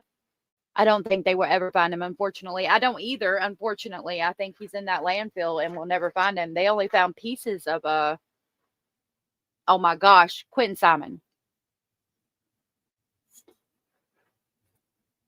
Vanessa may not have physically harmed her child, but she had to know what was going on. I agree. Okay. So there, yeah, here's the timeline right there. Emmanuel's mom reported him missing. She claimed she was attacked in the Big Five parking lot. Yeah, it was August 14th. So the night that he was attacked, it would have been 88 degrees. Let's do the next day. I think that was when it was 90. Yeah, I'm thinking about the night before. I should have done the 15th. Lord, I don't know why it's jumping like that. So the temperature for Yucaipa, California on August 15th was 88 degrees, damn near 90. The day he was doing the interviews that he was wearing the hoodie. Oh my goodness. Yeah, it is. Is it cooler than Palm Desert? I've never been there. Hey, Jenny Jen. Thank you, Cindy from sunny South Florida, for gifting 5 memberships. That was so incredibly sweet and generous of you, and I really appreciate that. Those memberships went to Kelly, yay, Tiff, Kat Nunn, Terry D, and Brandy Welsh. If you were gifted from Cindy from sunny South Florida and you are aware you were gifted, please tell Cindy from sunny South Florida. Thank you. Thank you, Cindy. I will grab the crazy train to pick y'all up on the way to Speculation Station. Thank you again, Cindy.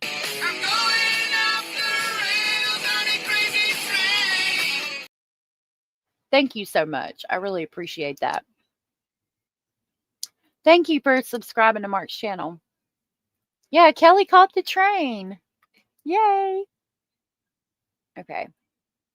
Back to the article. Riverside District Attorney and Sheriff's Department, along with the San Bernardino County Sheriff's Department, held a press conference last week after Jake and Rebecca's arrest. DA Mike Hestron spoke of how Jake avoided jail 2 years ago. Quote, the judge decided that Mr. Haro deserved an extra break and gave him probation and basically 180 days of work release, which ends up being like community service, unquote, he said. He called the judge's decision an, quote, outrageous error in judgment, unquote. Well, he's more culpable than he wants to let on because the the prosecution did not charge him correctly. If you or someone you know is affected by any of the issues raised in this story, call or text the Child Help National Child Abuse Hotline at 1-800-422-4453, or you can live chat at https://www.childhelphotline.org. If a child or other person is in immediate danger, call 911 immediately, it says.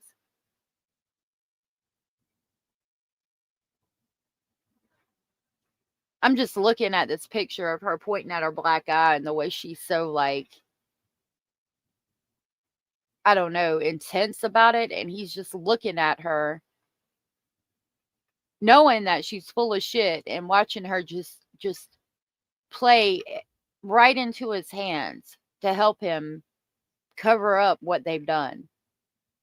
Like, he's so proud of her in this moment because he knows she's lying and she knows she's lying.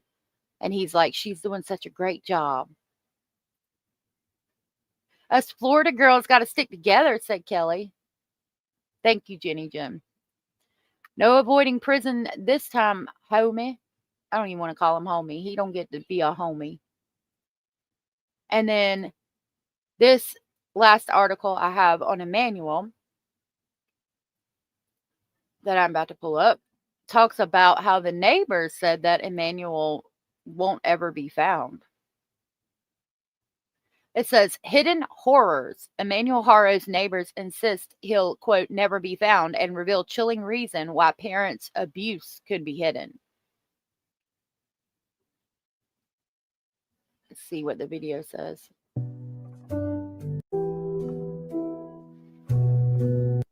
Okay, it's music, which I'll get in trouble for playing. Look at where everybody came out. Look how much love he's being shown out there. Isn't that amazing? I saw that Mark also put up a picture where he put a shark out there for him, which I thought was really sweet. That was really sweet of you, Mark. Oh, and thank you for gifting 5 memberships. I really appreciate that. That was so very sweet of you. Thank you. And again, I appreciate you putting that little baby shark out there for Emmanuel. I just thought that was so very sweet. It warmed my heart to see that. So Mark gifted 5 memberships. Thank you so very much for that, Mark. That was incredibly sweet and supportive of you, and I greatly appreciate that. Thank you so very much.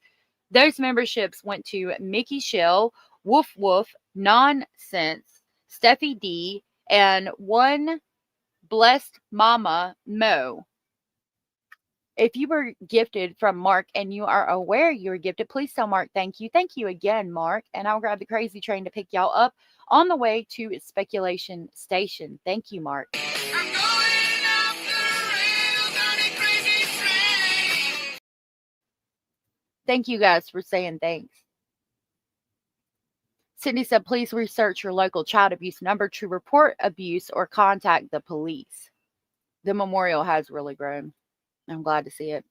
All right, the article reads, the neighbors of a couple who are accused of the homicide of their 7-month-old son before staging his abduction fear his remains will never be found. Jake, 32, and Rebecca, 41, have been charged with homicide and for filing a false police report after claiming little Emmanuel was taken from a parking lot last month. Here, this is bicycles and a blue swing can be seen abandoned at the home of Jake and Rebecca Haro in Cabazon, California. I was wondering who those bikes belonged to because that pink bike is too big for the 2-year-old. But it always breaks my heart when I see Emmanuel's little swing there.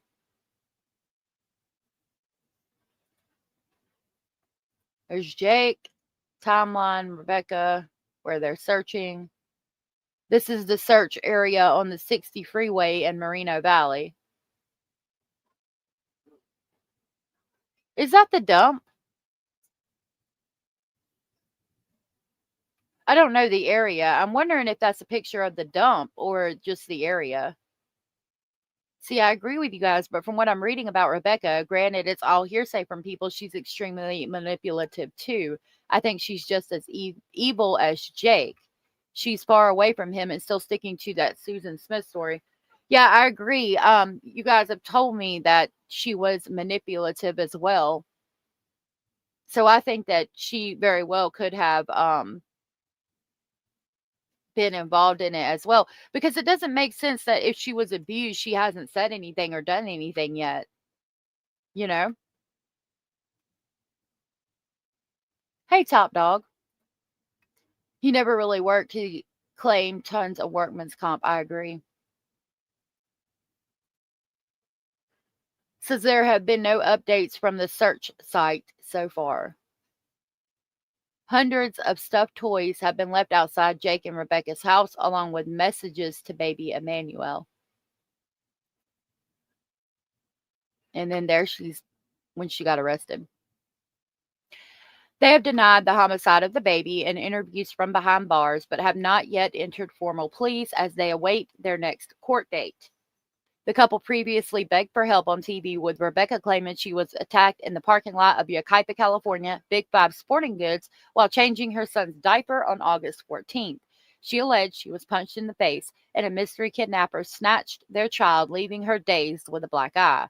But police claim they noticed inconsistencies in her account of events and a week later arrested the couple at their remote home.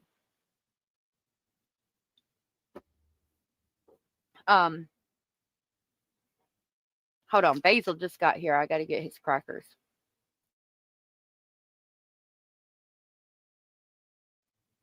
Okay. Hey, Banana Bottom. A few fries short of a Happy Meal. Exactly, Jada. From what I've seen on Reddit, she had black eyes prior to being with Jake. Someone claimed they worked with her and she always come in bruised up, even before being with Jake. That's sad. I wonder if she just only knows, like, love through abuse. But that doesn't mean that she's not necessarily manipulative as well. You can be a very manipulative person and be the victim of long-term abuse in multiple situations. Looking at her face in court, the strangeness showed through. She looked extremely scary, in my honest opinion. She did look kind of scary. No, I don't think he was hardworking at all. Footage showed the pair on the ground while being let out. Okay. Footage showed the pair looking down at the ground while being let out of their property on August 22nd.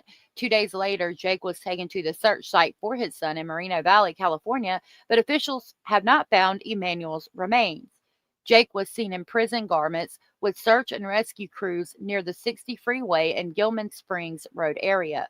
Talking about the search for Emmanuel's body, a neighbor told the U.S. Sun, quote, "I heard they were searching off of the 60, meaning the freeway. There are a lot of coyotes, even though we're here and the mountains are over there. You can hear them as if they are right here. And we're in a more populated area, so you can imagine driving just 5 minutes. I don't think the remains will be found. As someone who has lived here all my life, they are gone. Not only just this area, but if you know all of Riverside and San Bernardino County, there is a lot of open space. If you didn't want something to be found, I'm pretty sure you could find a way. It's really sad to hear, but it's the truth. If you're a local here, you know that baby is gone." She added, "Our community is hoping that they will at least recover, but the majority of us know that there will likely be nothing to recover." So the neighbors referencing the coyotes and things in that area, which I find interesting. I think that the cadaver dogs would have picked up a scent if he'd ever been there.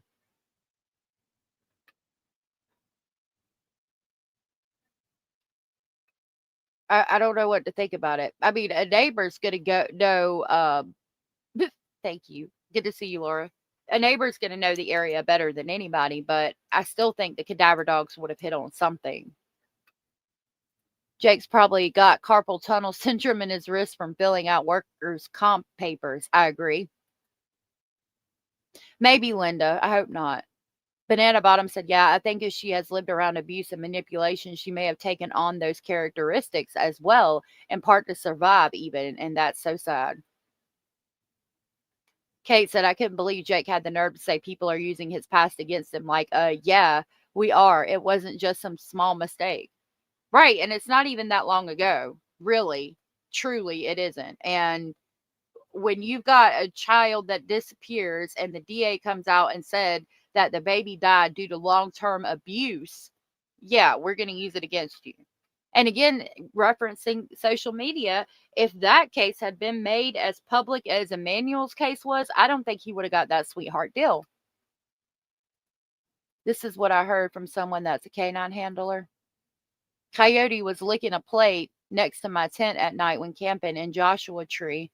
The area is full of wildlife. I'm in LA. We have coyotes walking the streets here in Holly. That's crazy to hear about. But I don't highly populated areas. I think the cadaver dogs would have hit on something. I don't think he was ever out there. The article continues, the Haro's rundown ranch-style home is situated at the end of a road on a 0.89-acre lot with only one immediate neighbor in a quiet community just minutes from the sheriff's station. Eerie exclusive photographs show discarded bicycles and a swing along with toys near the patio on a huge front lawn. The neighbor told the U.S. Sun that many locals keep to themselves and the Haro house was secluded. Anything could have happened inside its walls. They said, look how far back their house is. If anything was going on in the house, it's not likely anybody here would have heard anything. They have like a half a mile before the front door. A second neighbor echoed her thoughts, saying, everyone here keeps to themselves. We stay out of each other's business so they could do whatever they wanted over there. It's shocking and so sad to think that the sheriff's station is just down the road, they said.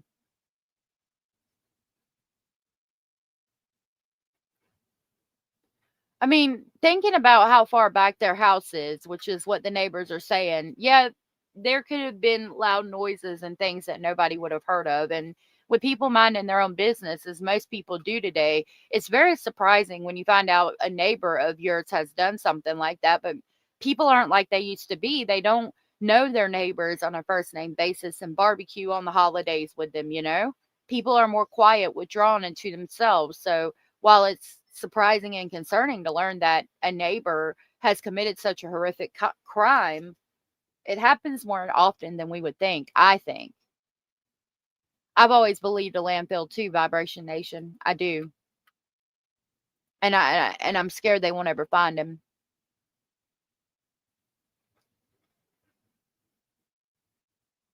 I mean, and even going back to Quentin Simon, I don't think it had been as long of a time from when they had the video footage of Leilani putting him in the dumpster, and then they go to the dumpster and search the dumpster, and they had, the landfill, and they had a huge problem trying to find anything in the landfill, and they only recovered part of Quentin when they went to court.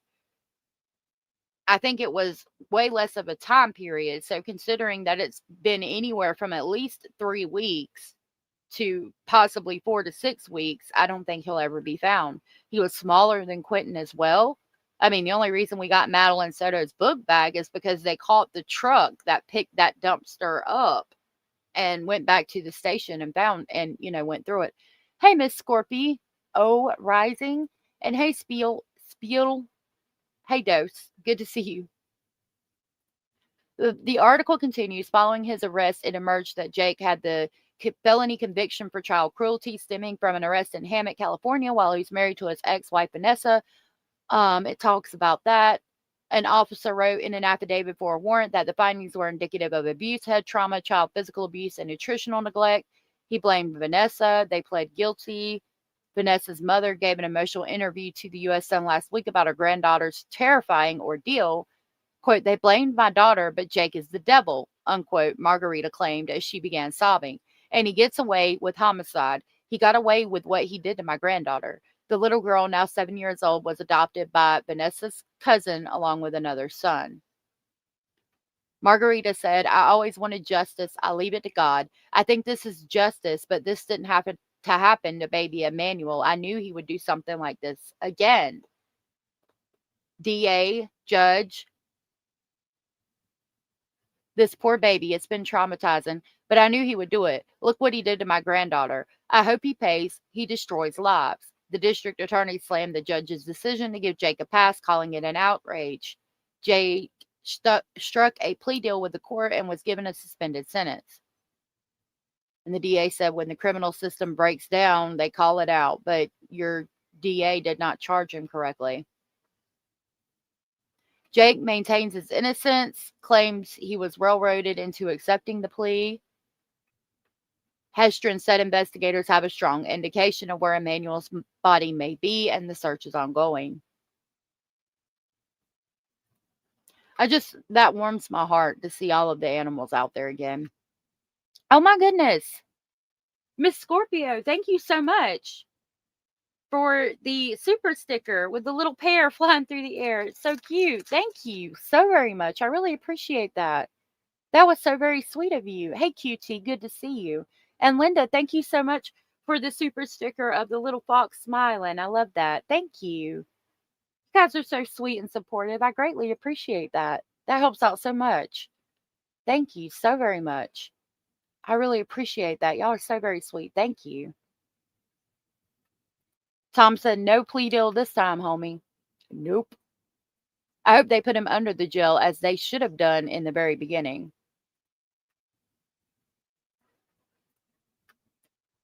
We talked about this video I made calling out Nancy Grace. It's only 4 minutes, so I'll play it real quick and then we'll see what Brian Inton said about the prosecutor. Was it actually the prosecutor who should be held accountable, which we've saying for over a week it was his fault. But this was me calling out Nancy Grace because she did a clickbait title. Yeah, not doing this. I'm going to play a clip for you from Nancy Grace that was taken out of context, and then I'm going to play the original for you. Please pay close attention because, no, we're not doing this. No, ma'am. So I saw this and I was so pissed off. I was in a parking lot and I screen recorded this on my phone and put the video out while I was sitting in a parking lot. Maddie Soto, just 13 years old. Mommy gets immunity? Good evening. I'm Nancy Grace. This is Crime Stories. Thank you for being with us. I sent them to sleep upstairs in the guest bedroom so that I could get a good night's sleep. I think we need to get you a lawyer. But that was me assuming that you guys had the wrong guy, not that he had done all this to her. I don't know why I wasn't thinking him. I believed the sexual stuff, but I didn't want to believe that he had done anything evil to her. What you just said is the sex stuff is fine. It's not fine. I look back now, I'm just like, he was lying. He was faking. It can go even worse. She's pregnant. Have you ever found a pregnancy test at home? I have 2 underneath the kitchen, the bathroom sink, but I haven't seen if they're still there or not. So she played it where she took it out of context, where Detective Mark said it could go even worse. He says, "What if she's pregnant?" But Nancy Grace made it seem like he said she's pregnant, which really pissed me off. Let me run this misinformation back for you one more time. It's not fine. I look back now, I'm just like, he was lying. He was faking. It can go even worse. She's pregnant. Have you ever found a pregnancy test at home? I have 2 underneath the kitchen, the bathroom sink, but I haven't seen if they're still there or not. Now listen to the clip in its entirety. Theories, I keep Tell hearing me your your theories. Because here's the deal. You don't go home until she's found. No, I know. So what are your theories? what I've heard is, what if she upset him? Some of your emotion up until this room, I think some of the emotion in this room is sincere. So it's messed up because, again, I was screen recording on my phone in a parking lot. I was so mad. I think a lot of it's because I'm being an asshole. I'm telling you things you don't want to hear that shouldn't be said out loud. But when you talk to the news, when you talk to deputies, it feels, based on my experience in this job, that it's not sincere. I feel like some of your sadness is not real sadness. I feel like when you gave the interview with Fox 35, it was not sincere. Looking at that video one time, I feel like your cries were sincere. And I'm not saying that because you're a bad person. I feel like sometimes people struggle to show real emotion when they're aware of what the truth is, so it has to be fake. This is demise for the past, let's say, 5 years, right?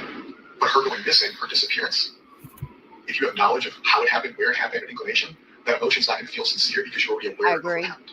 I would, it's almost because if I knew anything, I promise you, I would tell you. Like, I am willing to take a lie detector test, whatever the fuck you want, but I don't know anything. He's never mentioned anything. I've never seen any signs. I tried watching her like a hawk. I thought I was doing a good job, but I wasn't. I was oblivious to everything. 4 years.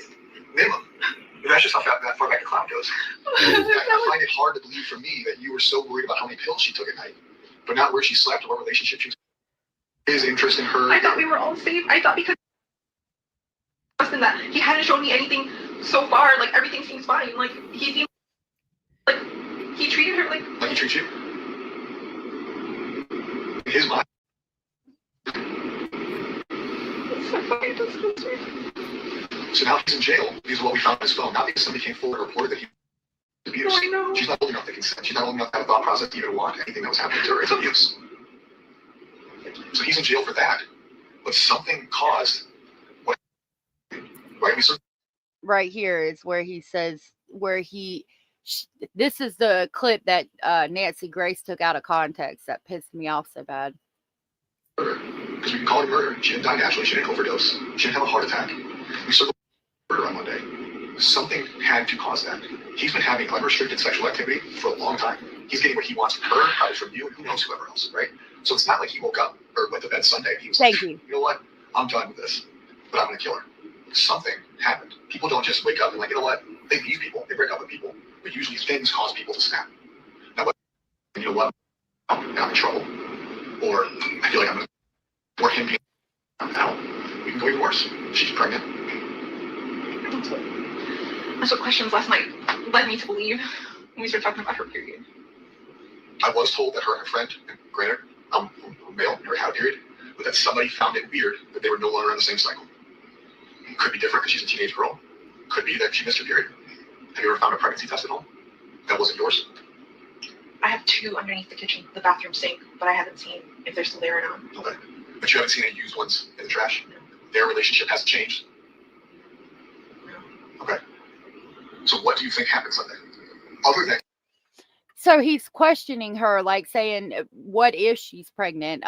Would that be a reason for Stephen Stearns to commit her homicide? Because like he said, that Stephen Stearns was having unrestricted sexual access to this child for years and years and years. Something happened to make him snap and commit the homicide. And he's questioning whether Madeline could have been pregnant, but it was presented by Nancy Grace as if she was pregnant, and the whole internet blew up saying that Madeline was pregnant. And I was like, no, we're not doing this shit today. I was pissed.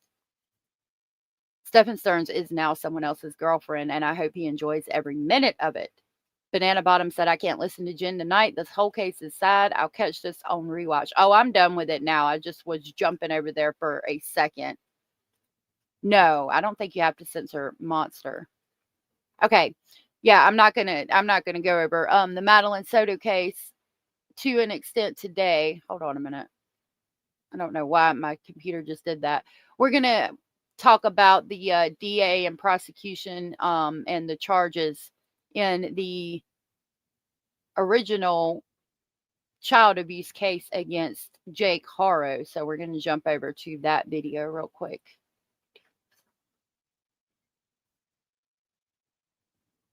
I was just playing that because it was in reference to social media and the Hey guys, thanks so much for checking out the impact it could have on a case. District attorney blew it. Was it fair that the district attorney totally blamed? Was there a chance for the district attorney to save baby Emmanuel and the district attorney blew it? Was it fair that the district attorney totally blamed the judge? We'll go through what actually happened with baby Emmanuel's dad's previous charge. Why didn't the prosecutor try to put baby Emmanuel's dad in jail after there was a probation violation? I'm digging into all of it in this edition of Brian Enton Investigates. I'm joined now by Kim Degonia. Kim has tried a ton of child abuse cases over the years, including being one of the lead prosecutors on the case of the 13 Turpin children who were horrifically abused by their parents. She's worked in the Riverside District. I didn't realize that. So you guys said that they had the attorney from the Turpin case, I guess the defense attorneys, because this is the prosecutor. I really like her. Like, I would like to see, I wish she was able to be a prosecutor like in different states and things like that. I think she's a great prosecutor. Oh no, you're okay. I don't, a lot of people don't like the word moist or leakage. I prefer to say Freudian slip instead of leakage. It's just a me thing. I don't care if y'all say it. It's just something I don't like to say.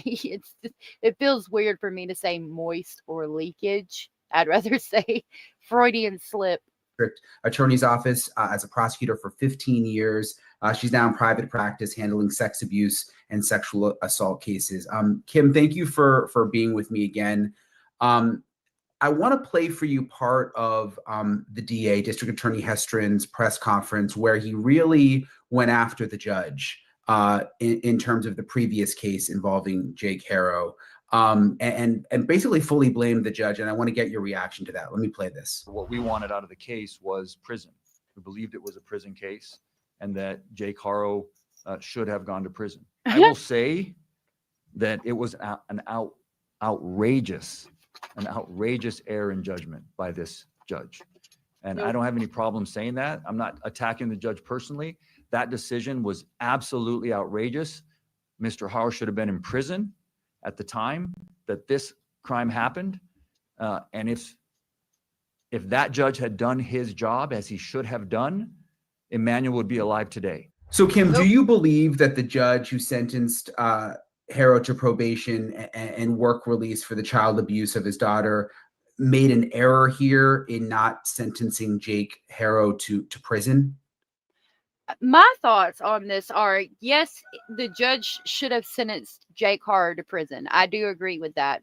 But with the charge he was presented in court by the district attorney, he didn't think that the case was as bad as it necessarily was. So they both fucked up.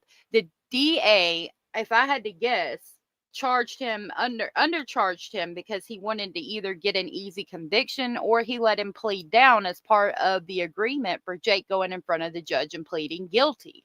And the judge, who was from out of town, who had never laid eyes on this case and didn't know anything about it, comes in and he sees what the charges are. And so he gives him a lenient sentence, not knowing Carolina Rose's condition and everything that happened, and believing Jake when he said that it was an accident, because being a judge looking at the documents, if this was true, if he intended to do that, if he did this on purpose, why is his charge not reflective of that? It was both of their thoughts.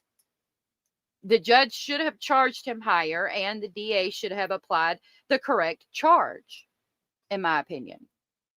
Well, of course, I think that he did make the error in not sentencing him to prison. But the reality of the case is that it was charged horrifically, inappropriately. Had Mike Hestron's office actually filed the charges that were warranted, which was the child abuse of a child under the age of 8 causing paralysis, then the judge would have had no opportunity to give Jake Haro probation. The judge would have had to sentence Jake to life with the possibility of parole. That's the sentencing scheme for the appropriate charge of child abuse under the age of 8 causing paralysis. And that simply wasn't even charged here.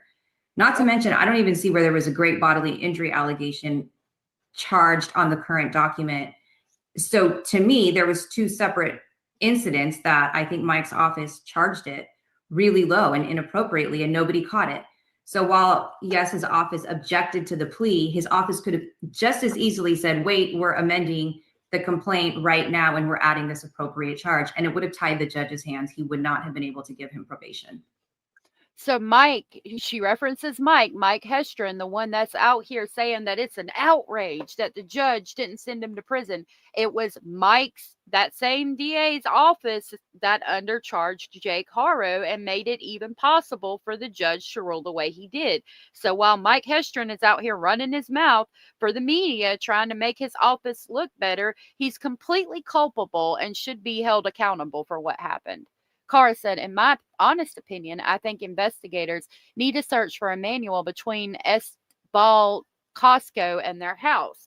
And the reason she thinks that is it's a good reason. And I find it interesting too. Cara said, ever since someone pointed out how weird it is that they went out of their way with Emmanuel to that Costco, I can't get it out of my head. And I think that's a great theory too that I sometimes forget about. It doesn't make sense that they would go way out of the way to go to a certain Costco when there's one right by their house. It could be related to Emmanuel's disappearance. I think you're 100% on point with that. Mark said, I'm wondering if they didn't have enough evidence since the grandma didn't get the medical records, just a thought, not victim blaming, because then Vanessa would have been charged the same, in my opinion, speculation. It's a possibility, but I found it hard to believe that Vanessa took the baby to the doctor for the, so evidently from what the Carolina Rose's grandmother is saying, she said her daughter took Carolina Rose to the doctor because she had dark spots under her eyes, but they couldn't get the medical records showing that. I question whether Vanessa took the baby to the doctor at all. I'm wondering if she just told her mother she took the baby to the doctor for that, and the doctor said she was fine, because we're not talking about 1999 here. We're talking about just a few years ago. The fact that those medical records couldn't be found tells me that it didn't happen. I'm not understanding why we can't pull medical records from just, 6-7 years ago? That doesn't make sense to me. But that's the reason I'm on the fence about that. And they say that Vanessa was had the same charges, so I don't know. It's a lot. It's a lot. It left me with more questions than answers. If Jake was sent to prison, Emmanuel wouldn't have been born. And yep, you're exactly right. We pointed that out too. So my thought process is, even if he did get off on the Carolina Rose charge, it would have given Emmanuel time to be born. Okay. But if they had locked him up, any one of the 16 times they continued his damn probation hearing case, Emmanuel would be here. So if they did what they did in Carolina Rose's case, but then locked him up for the probation violation, Emmanuel would be here. Linda said, was Emmanuel even in that stroller at the Costco? And that was the last time. Yeah, I think he was seen on camera there. No, go eat you something, sweetheart. Linda, Cara said that he was seen in the stroller on the cameras at the East Val Costco. I want to say it was August 10th, and then he went missing. That's going to give us an actual date. I would love to know.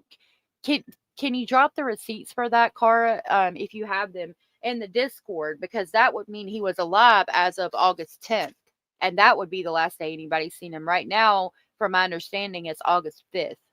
Why do you think that error was made? Quite honestly, I think that the district attorney's office in Riverside has had a influx of experienced prosecutors leaving in the past 5-10 years due to the leadership. And I think that there's a lot of inexperienced individuals. The people who sit on calendar out in Banning, which is where this courthouse originated from, or this court case, are not familiar with the intricate penal code sections of child abuse and sexual assault. And I think it was an error of somebody who was inexperienced. You know, we're all human. We all make mistakes. We're not perfect. But this is a big mistake that cost baby Emmanuel's life. And I think that inexperienced should speak volumes as to what's happening at the courthouse. Were you surprised that the DA put it all on the judge? I was a little bit shocked he was that harsh with the judge. Yes. I mean, it's very clear to any child abuse prosecutor across the state how that complaint was undercharged, period. And that was the district attorney's fault, not the judge's fault. The judge isn't the one who brings the charges. It's the district attorney's office. So I'm wondering if Mike Hestron went so hard because his district attorney argued with the judge. I think they had some kind of deal worked out. I think they told Emmanuel, all right, you're going to plead guilty to this and basically throw yourself on the mercy of the court, and we're going to give you 6 years in prison. So he goes into court and he does that, and the judge disregards what the DA says and says, no, I'm going to let him off on probation for what he did. And the DA's pissed off because the deal was supposed to be that he was going to go to prison for 6 years, because that was the deal they had worked out behind the scenes. Think about, anytime somebody takes a plea deal with a district attorney, they get their attorneys get together and basically work out a deal. And I think the DA was so pissed off because the judge disregarded the deal that he had worked out and gave him probation instead. So I think it's more of a hostility for that reason, and not necessarily wanting to take accountability for the fact that your office, the office of the district attorney, fucked up.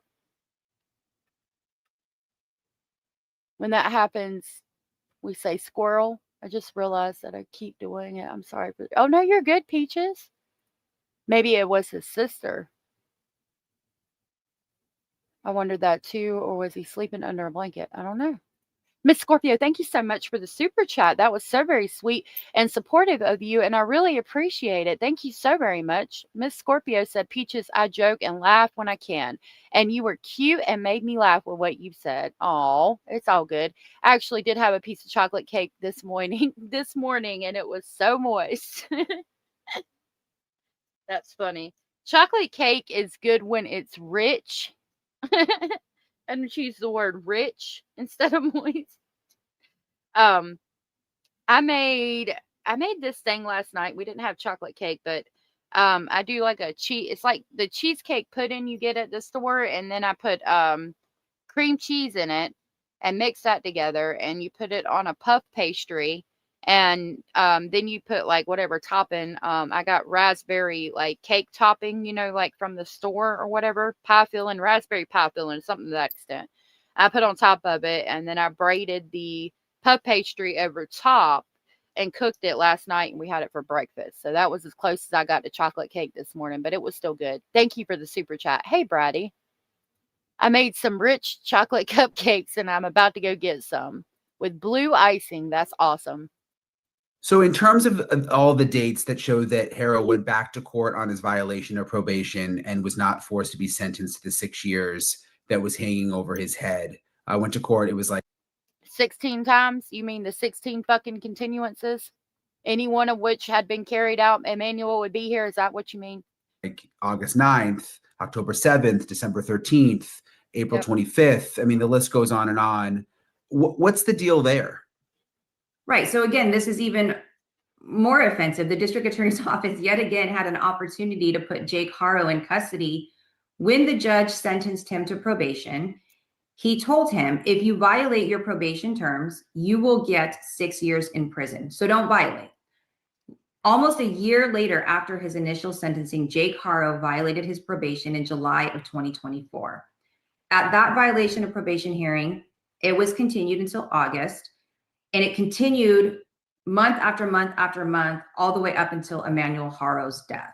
At any one of those hearing dates that you just mentioned, in August, in October, December, April, July, any one of those hearings, the district attorney in that courthouse, in that courtroom, should have brought in the probation officer, done a 20-minute hearing in front of the judge, violated his probation, and sent him back to prison for the 6 years that were hanging over his head. And again, he only had 2 years or 48 months, from what I understand, of probation. Okay. You couldn't even keep your shit together after getting the sweetheart deal for about a fucking year or less before you violated your fucking probation. It should have automatically been straight to jail. You were given the deal of a fucking lifetime and you still violated. You should have went straight to jail. And instead it's continued 16 motherfucking times. Any one of those times would, if he'd have been sent to jail, if they'd have had this 20-minute fucking hearing, then Emmanuel would be here and he would be alive. Brady, I said, I'm finally back home. Missed watching. I have a lot to watch on replay. Well, thank you for catching the replay as well. That's so sweet. And I'm glad that you are back home.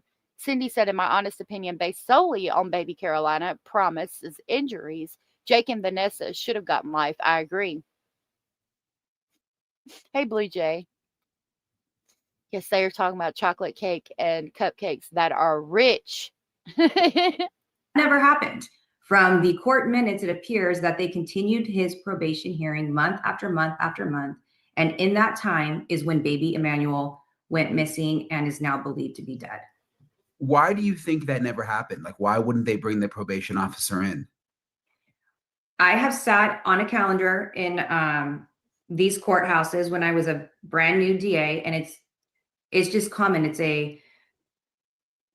a lower level hearing, and there's so many cases on calendar. Sometimes there's 150 cases on calendar. And I think it's just an easy way out for both the district attorney's office and the defense attorney to just keep continuing because, you know, there's a lot going on and it's inconvenience to bring in a investigator and do this 20-minute hearing.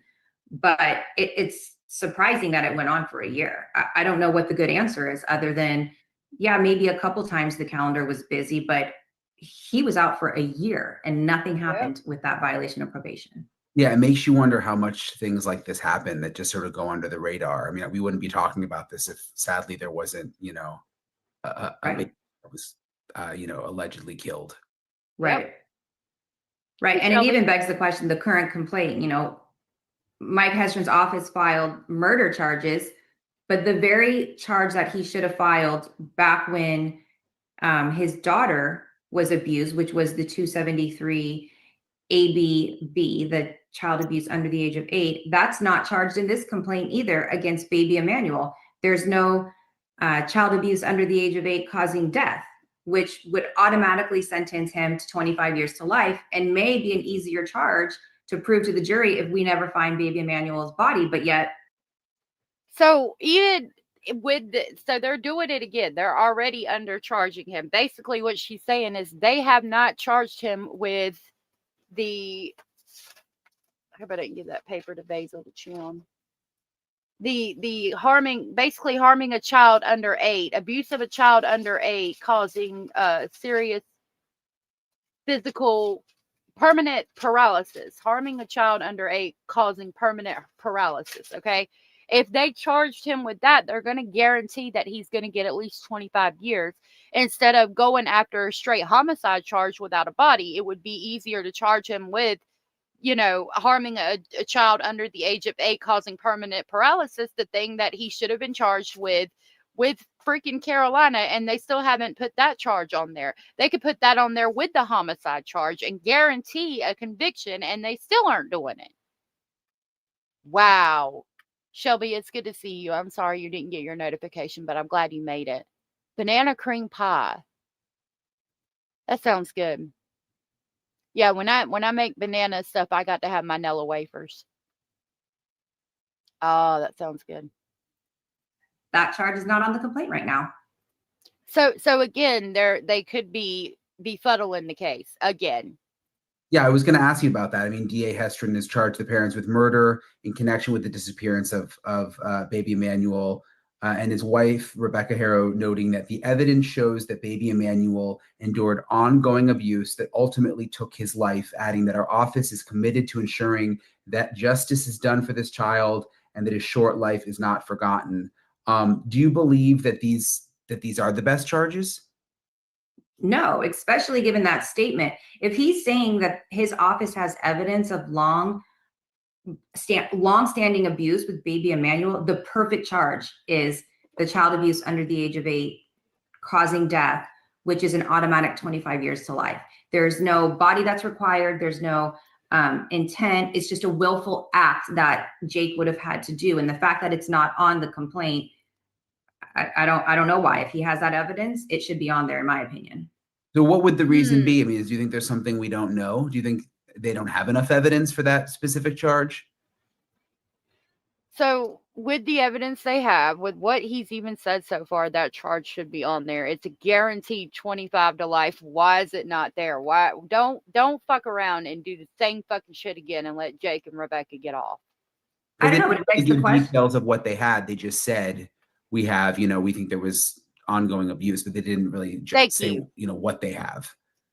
Right. They didn't say what they have. It begs the question, why isn't it on there? Mike Hestron came up as a prosecutor in the child abuse unit. He knows better than anyone about these charges. So I'm not sure why it's not on the complaint, other than maybe they're waiting for more information. Maybe they do have some search warrants out there that we don't know about, some evidence that's they're diving into, and they want to get those answers beforehand.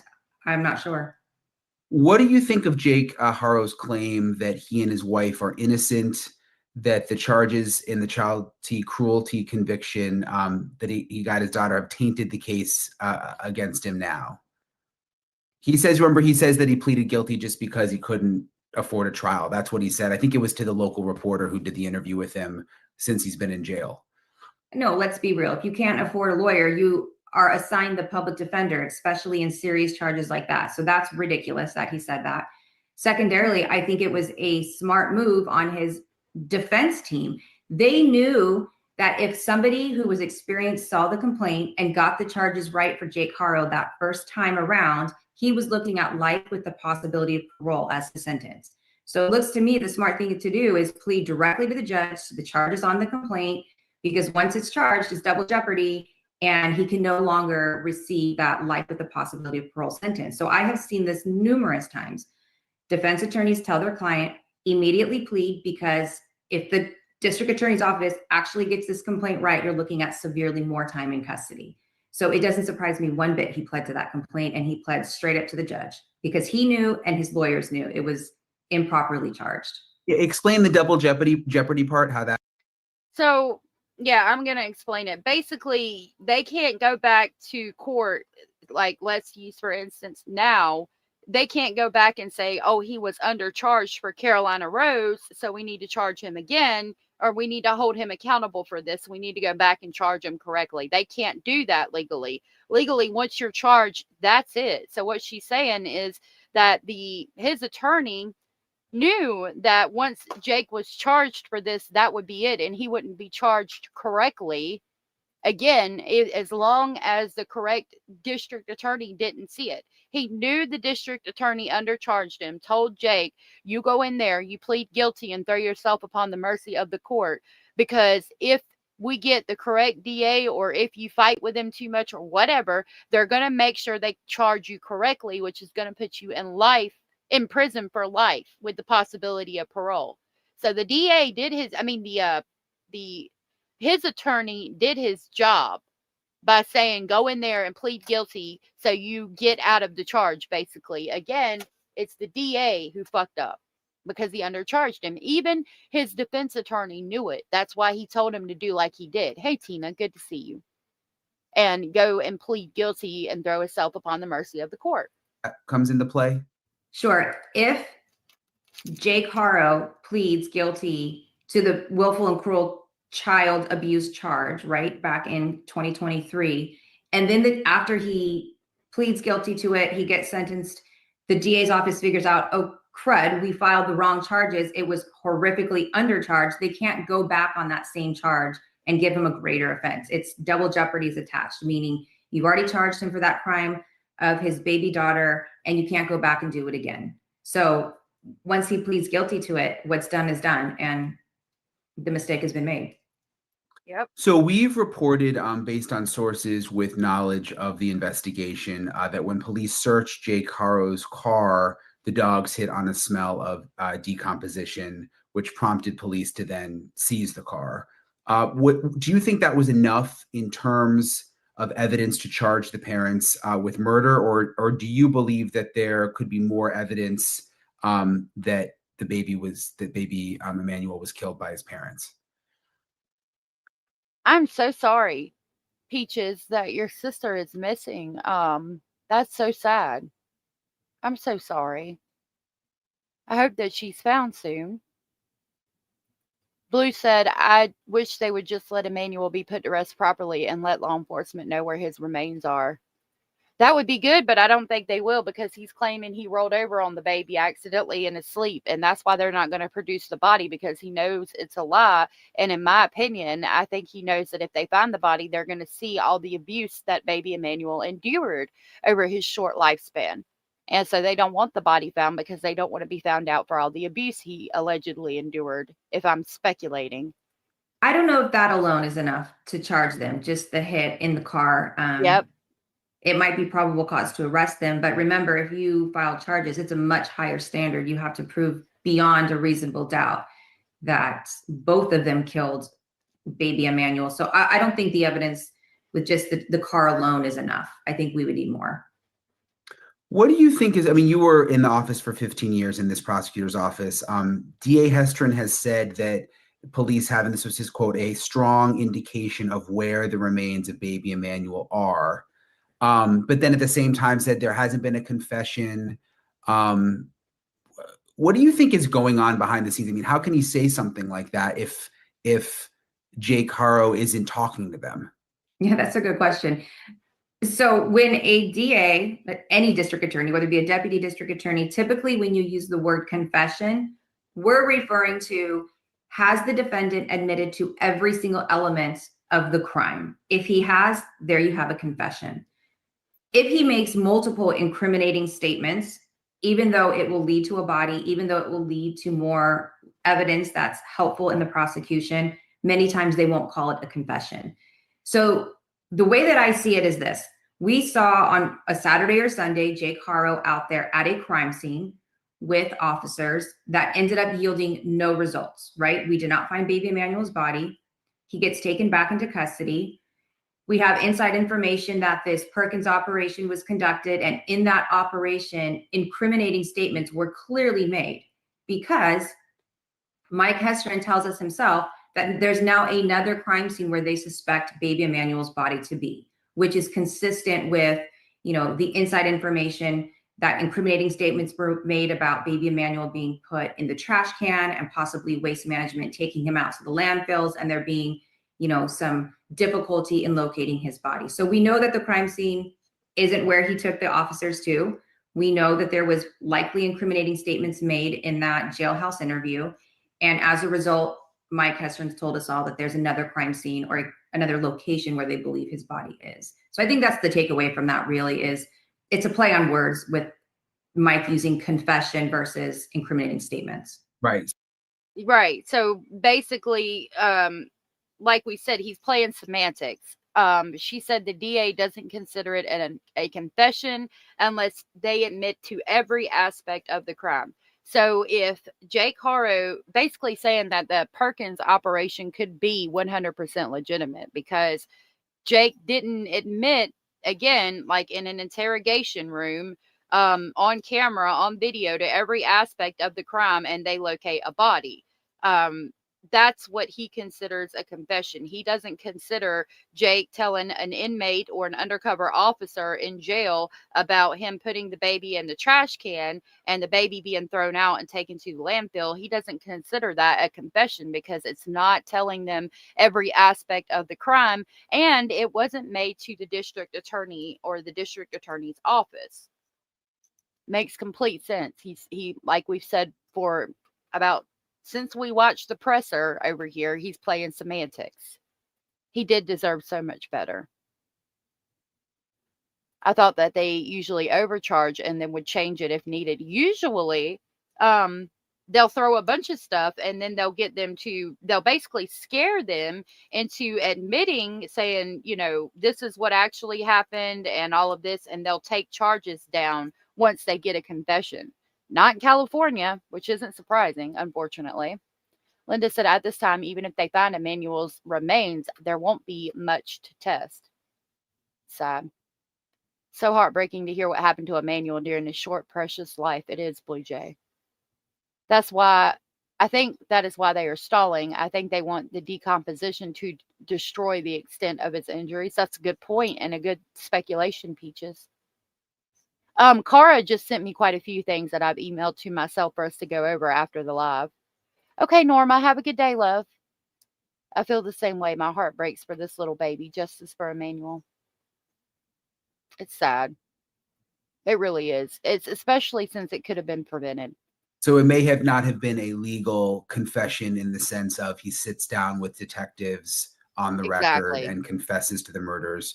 It may have more been him as part of this Perkins operation giving incriminating statements that led them to believe that they know where the body is now. Is that right? Exactly. Exactly. Interesting. Yep. Yeah. What do you what can we expect with the arraignment coming up this week? It's on Thursday.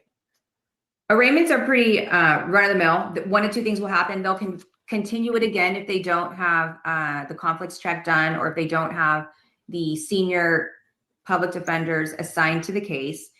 If they do have the lawyers assigned to both Rebecca and Jake, then we could expect that they'll enter pleas of not guilty. You know, their bail will probably remain as fixed, and they will set a new felony settlement conference probably a month down the line.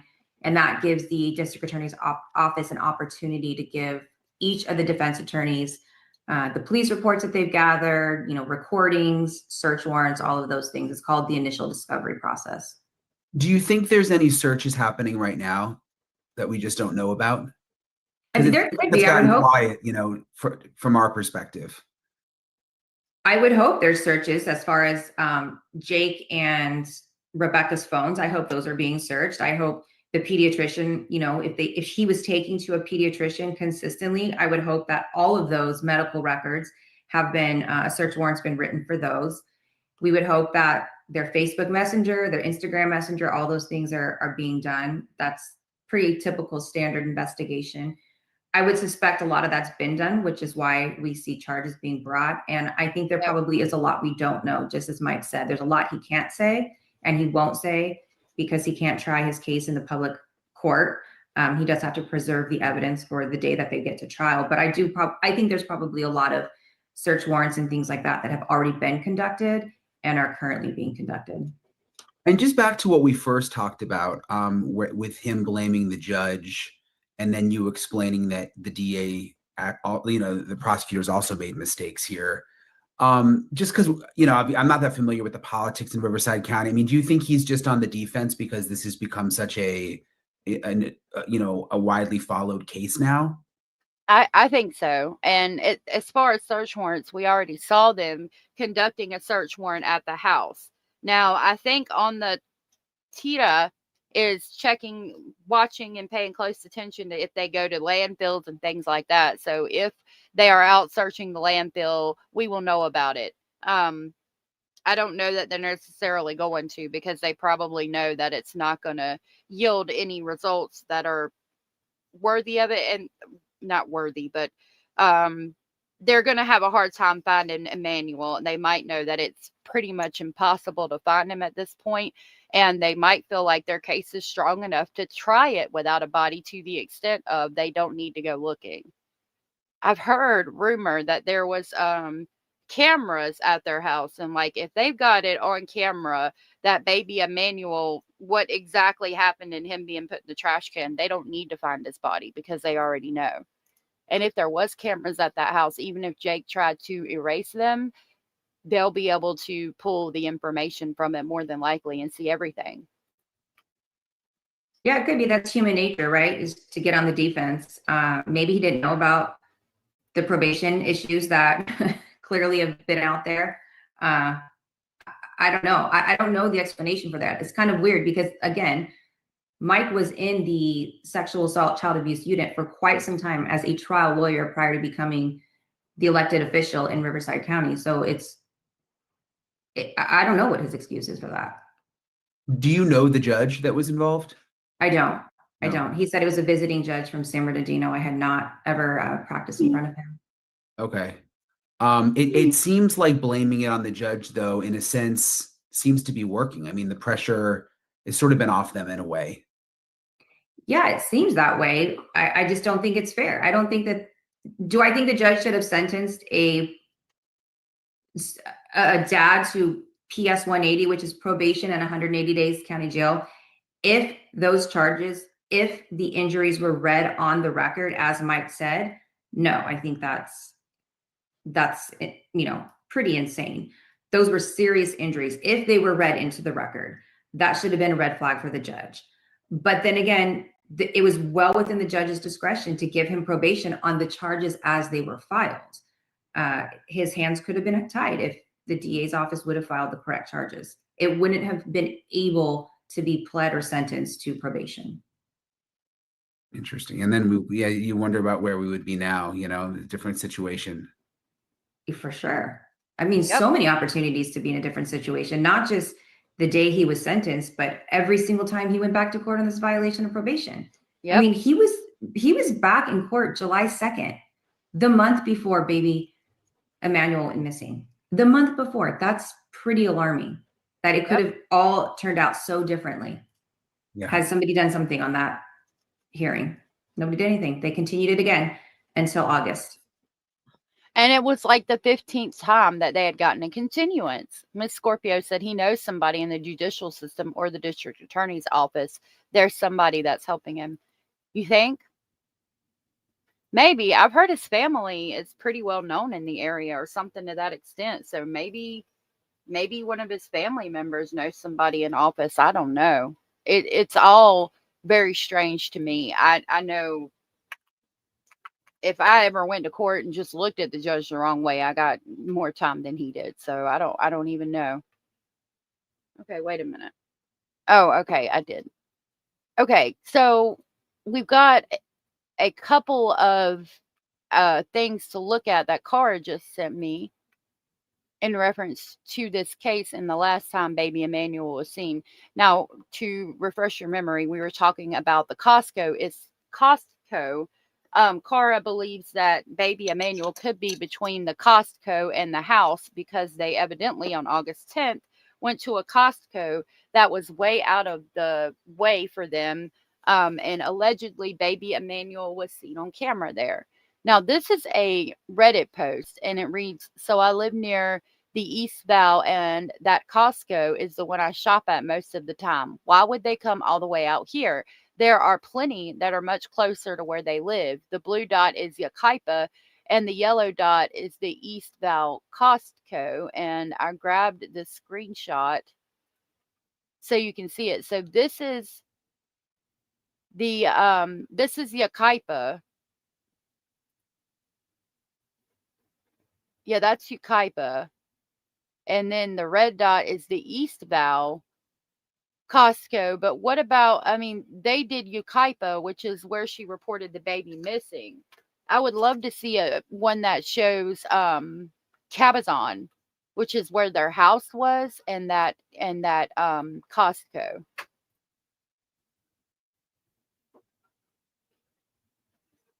That would be interesting. So this is Lake Arrowhead, Fontana.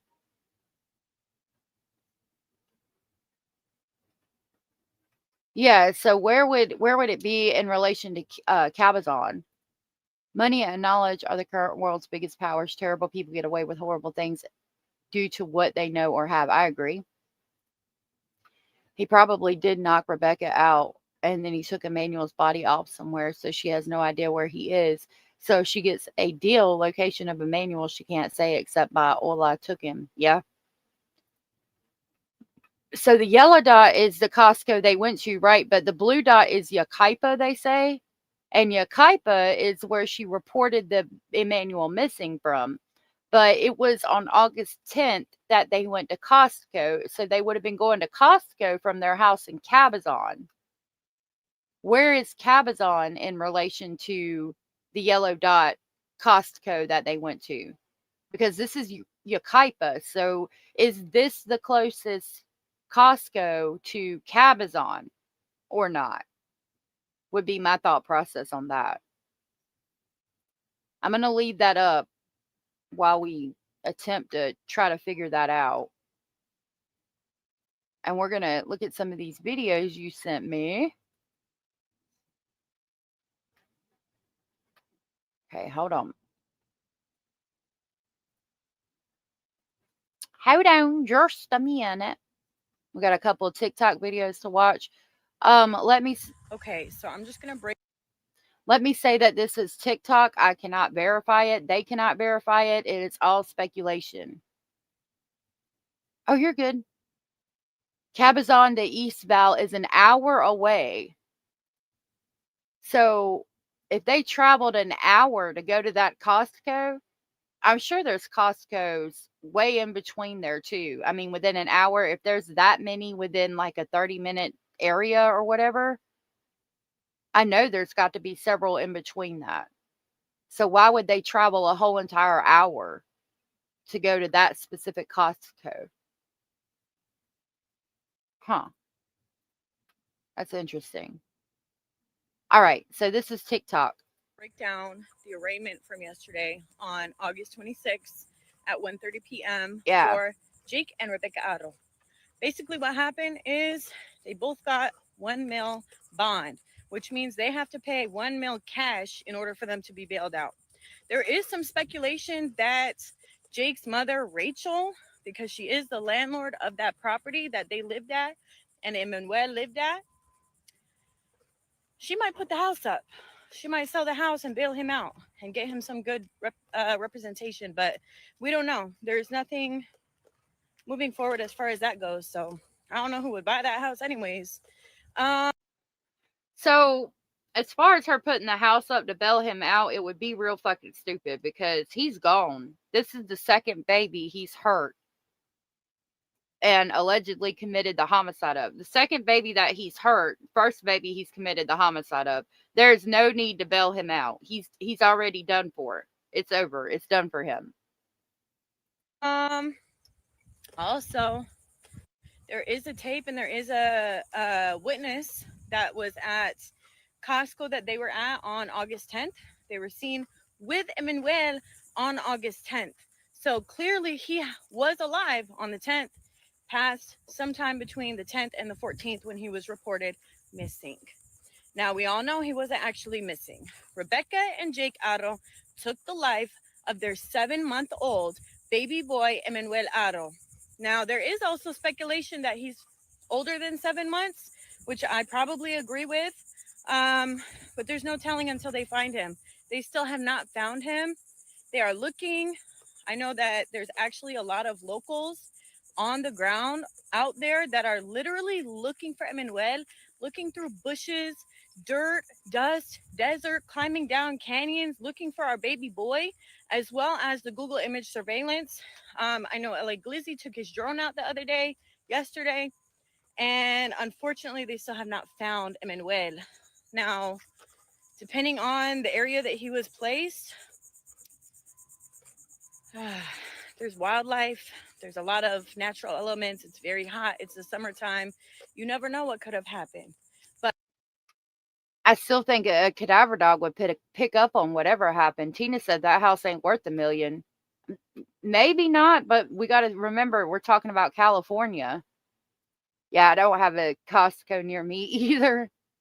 Miss Scorpio said, I have some experience with Riverside County family and criminal court secondhand from my dear friend Allie. Riverside is horrible. Oh no. Most people's homes in California has very little land in comparison to other places. I agree. She could get an equity loan against the home and the land. That house is in a trust too. Yeah, but for what? Like, he's gone. He's done. It's over. It would be stupid, in my opinion, for her to do that. But the whole point is we need to keep pressure on these investigators. We need to keep pressure on the judicial system, because Emmanuel is just one of millions of children that were failed by the justice system in this country, failed by CPS, failed by medical examiners, failed by everybody. So that's the most important thing, is that we find Emmanuel. Okay. I hope that we do find him. I really genuinely hope they do. Hold on.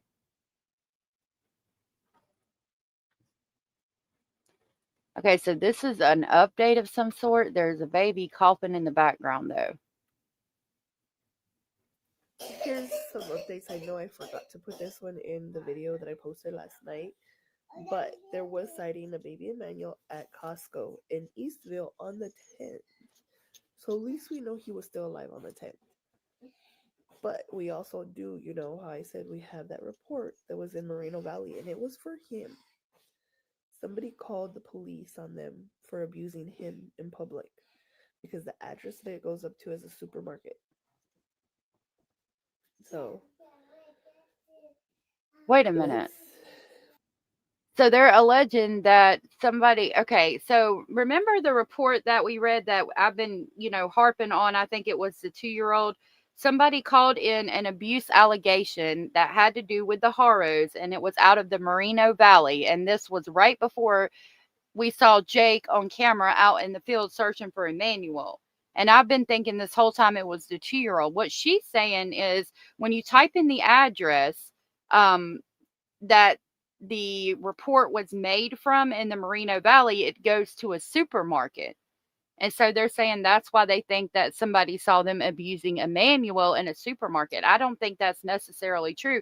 It would make more sense that someone saw them abusing a 2-year-old in a supermarket, or I would think like if 2-year-old was, throwing a fit or something and they abused the 2-year-old. But that's interesting. I didn't realize that the address goes to a supermarket.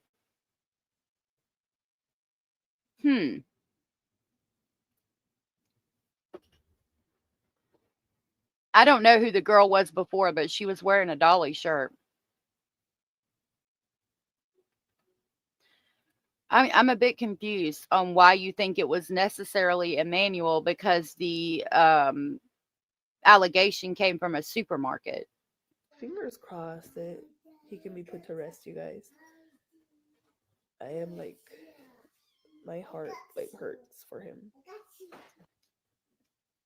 Okay.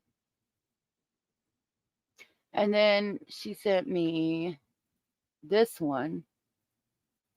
Hold on just a minute.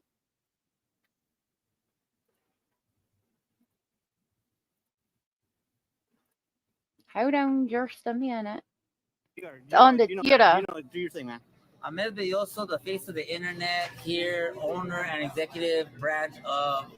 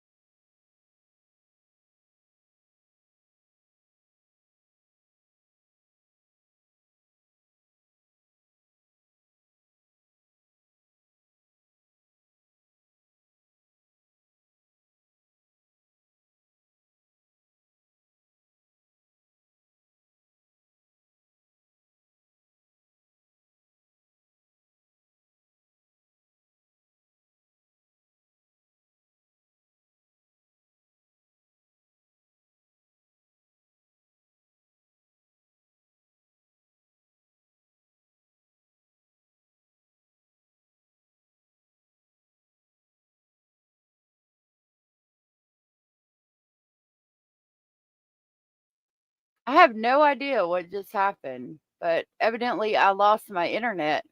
So we're going to go back to that video. Thank you for waiting. I don't know what the crap that was about. My internet just cut off for some reason. thing, man. Ahmed Belloso, the face of the internet here, owner and executive branch of On the Tira. We are here at the Robert Presley Hall of Justice Center here in Riverside, California, where we did see the perpetrators, Jake and Rebecca Haro, and they were present in court. Jake was wearing his red jumpsuit, and Rebecca was wearing the chambray colored, I guess, women's jumpsuit. I don't know.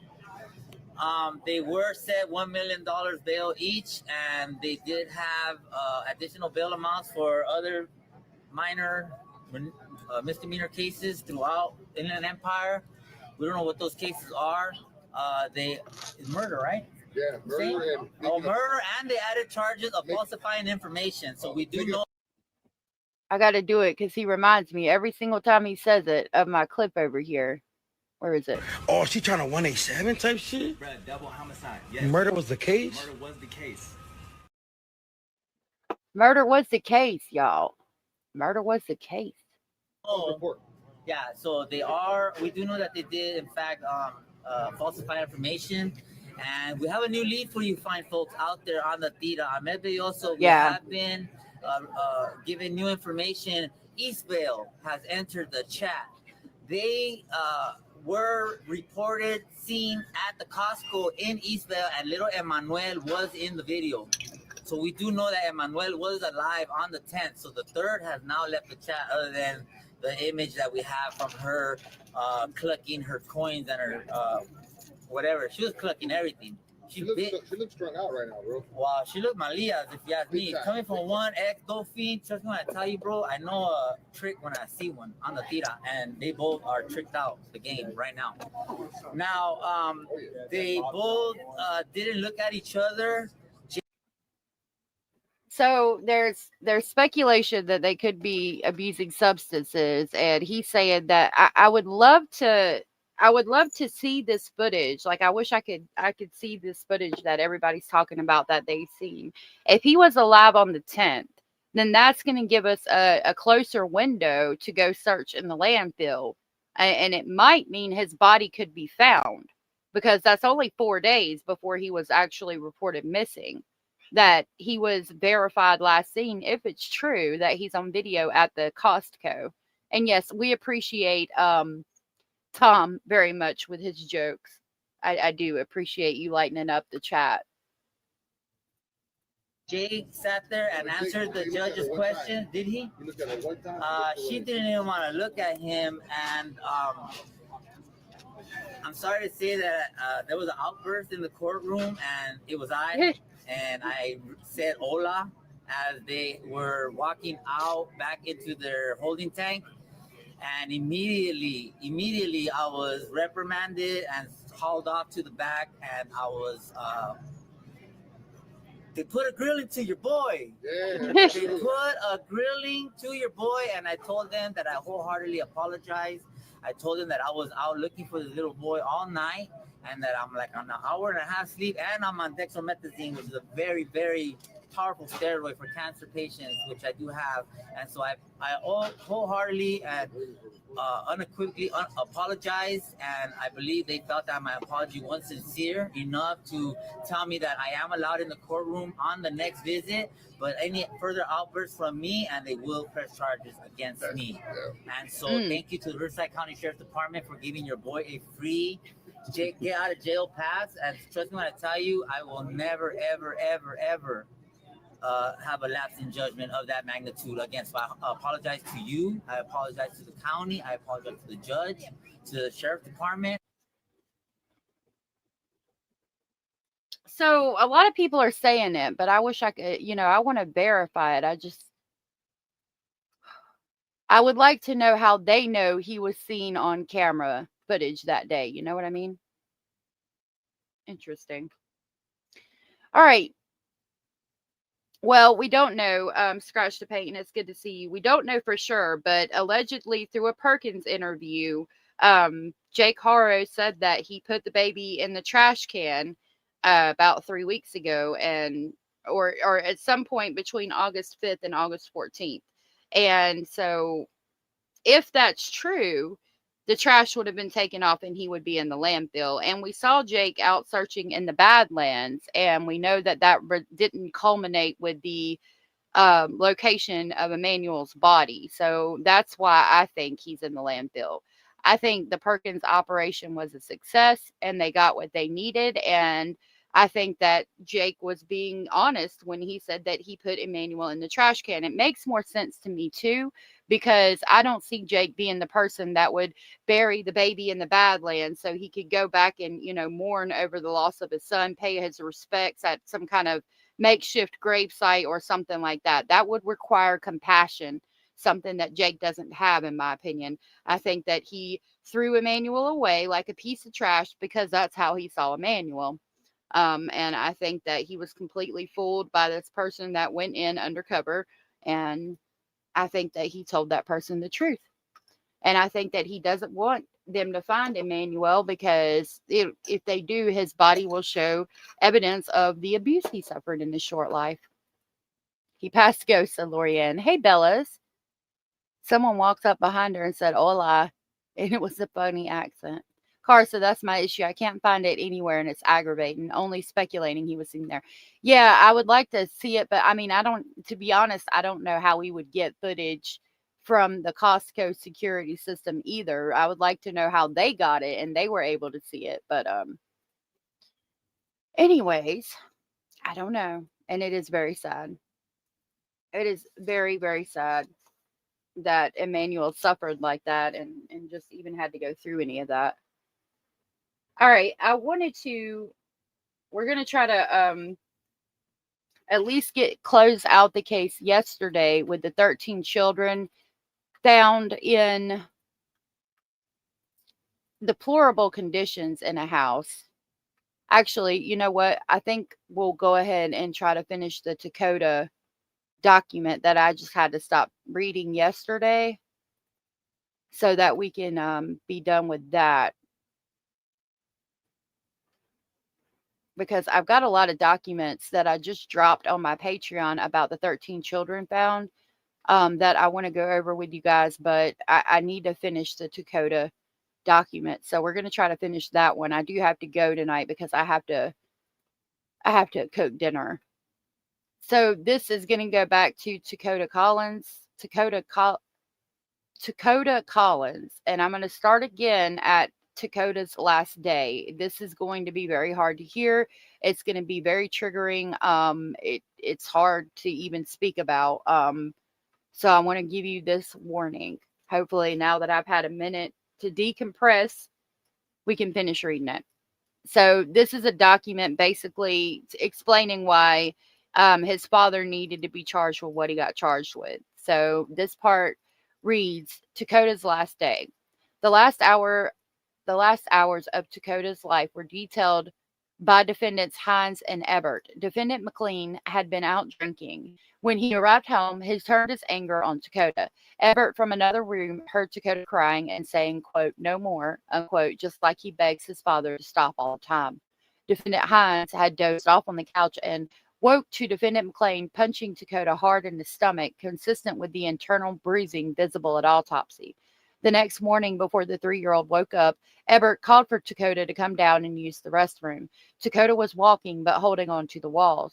He would wobble and stand back up. Defendant McLean's response was to elbow Takoda hard in the back and order him back upstairs. Once back upstairs, Defendant McLean gave instructions to put away his folding chair and to bend over for his punishment pose. Because Takoda did not move fast enough, McLean punished him. As Takoda laid down on his stomach, Defendant McLean stood on his back, forcing all his weight, even reaching to the ceiling, to push down his weight extra hard, crushing this 10-year-old's slight body.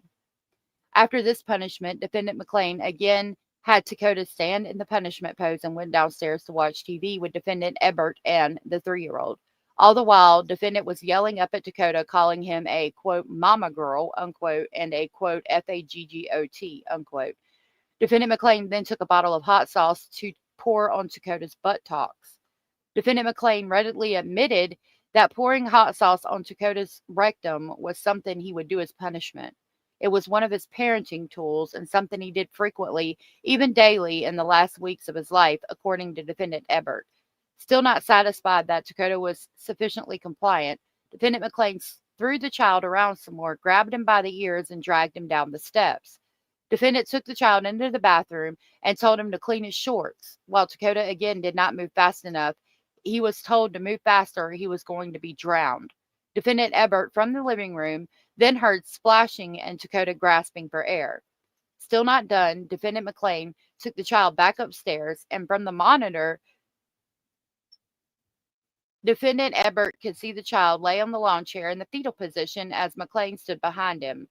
While the defendant was standing behind Takoda's back, Defendant Ebert could see defendant making a repetitive motion with his hand. McLean's arm motion was going back and forth by Takoda's buttocks, and we're going to stop that. Defendant McLean could have been using hot sauce, but when he came downstairs, he tossed the chair leg behind the dresser. Defendant McLean admitted during his interviews that the chair leg had damaged Takoda's rectum, but he denied that he was the one that put it in there.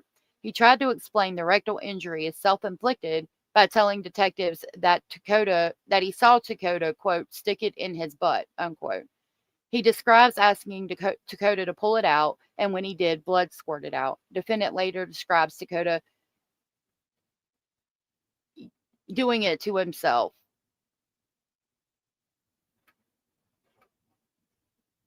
Saying that that was the kind of stuff he was into, before quickly assuring detectives, without them asking any questions about them, that he himself was far from GAY.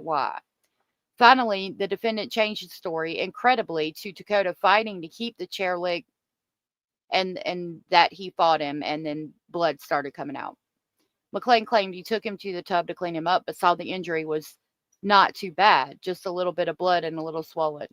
Defendant claimed observation is wholly inconsistent with the actual inflicted injury to this child. After defendant comes back downstairs and deposits the chair leg, Takoda never made another sound. He no longer incurred wrath by his perceived disobedience. The state requests consecutive sentences for each of these defendants. To impose consecutive sentencing, the court must make a finding consistent with the statute, which now provides if multiple prison terms are imposed to an offender for convictions of multiple offenses, the court may require the offender to serve the prison terms consecutively if the court finds that the consecutive sentence is necessary to protect the public from future crime or to punish the offender, and that consecutive sentences are not disproportionate to the seriousness of the offender's conduct and to the danger the offender poses to the public. And if the court also finds any of the following: A, the offender committed one or more of the multiple offenses while the offender was waiting trial or sentencing, was under a sanction imposed pursuant to the statutes, or was under post-release control for a prior offense. B, at least two of the multiple offenses were committed as part of one or more courses of conduct, and the harm caused by two or more of the multiple offenses so committed was so great or unusual that no single prison term for any of the offenses committed as part of any of the courses of conduct adequately reflects the seriousness of the offender's conduct. And C, the offender's history of criminal conduct demonstrates that consecutive sentences are necessary to protect the public from future crime by the offender.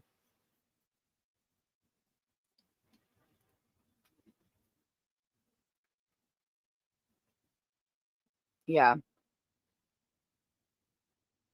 The sheriff's department hasn't verified the last time that Emmanuel was seen, Miss Scorpio, that I know of.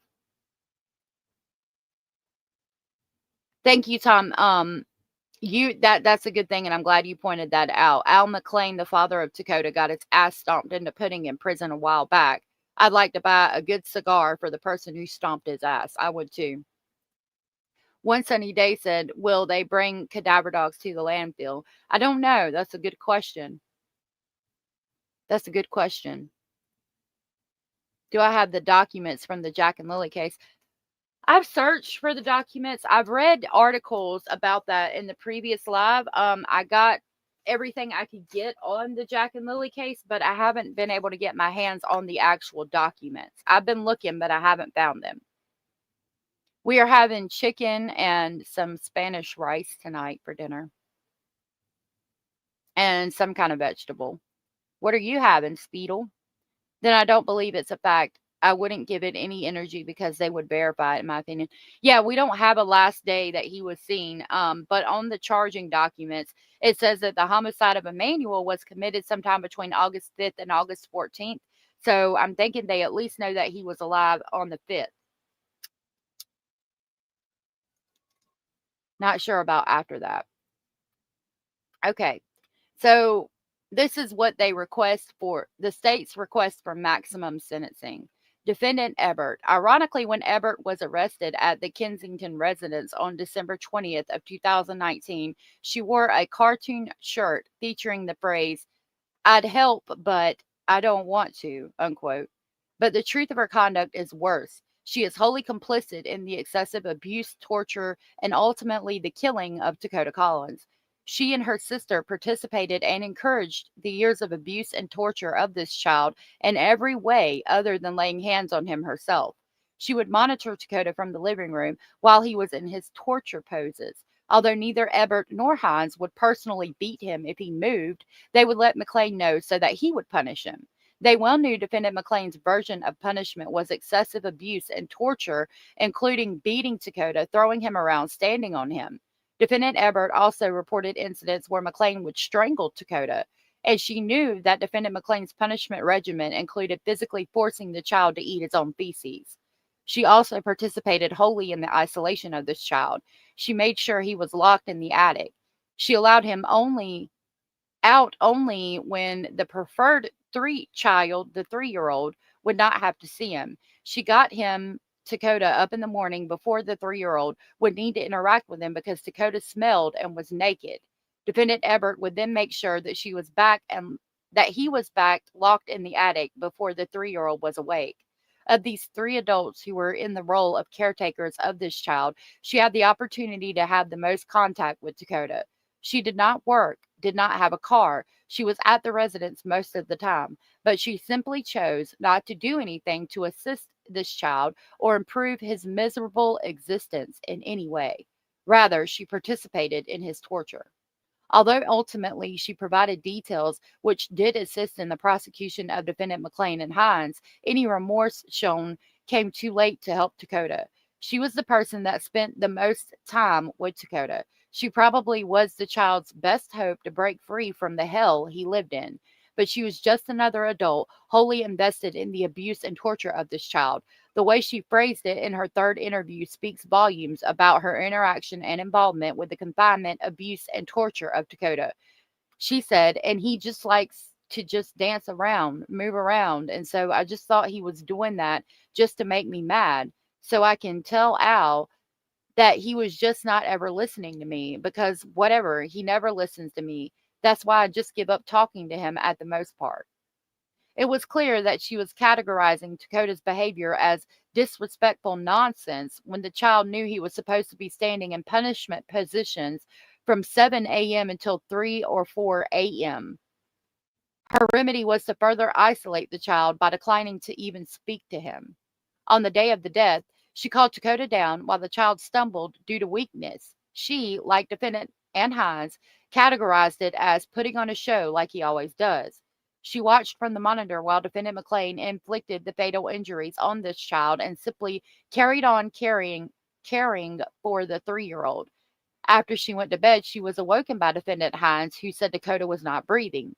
Rather than help or even call 911, these defendants turned their back on Takoda one last time and walked out the door with the 3-year-old. Of the 3, defendant Ebert was the quickest to start to tell the horrors of Takoda's life. However, even she initially withheld information connecting defendant to the RAPE of Takoda with the chair leg. It is true that she did proffer and plea even before the grand jury considered homicide charges. However, it's also true that remorse simply came too late to help Takoda. Even by her own words, she was fully invested with the torture. Her decisions for years to participate with defendant McClain's scheme of torture, excessive abuse, and captivity made her fully part of this child's nightmare existence.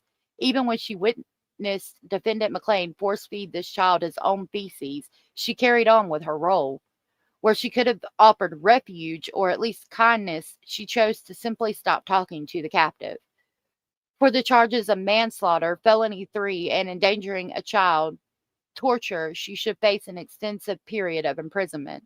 Her conduct justifies maximum and consecutive sentencing, as there is no worse form of these offenses than what these 3 defendants did against this child.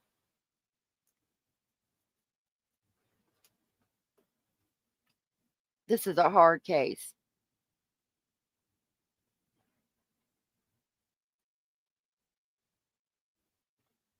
I don't know where the biological mom was, but it's sad.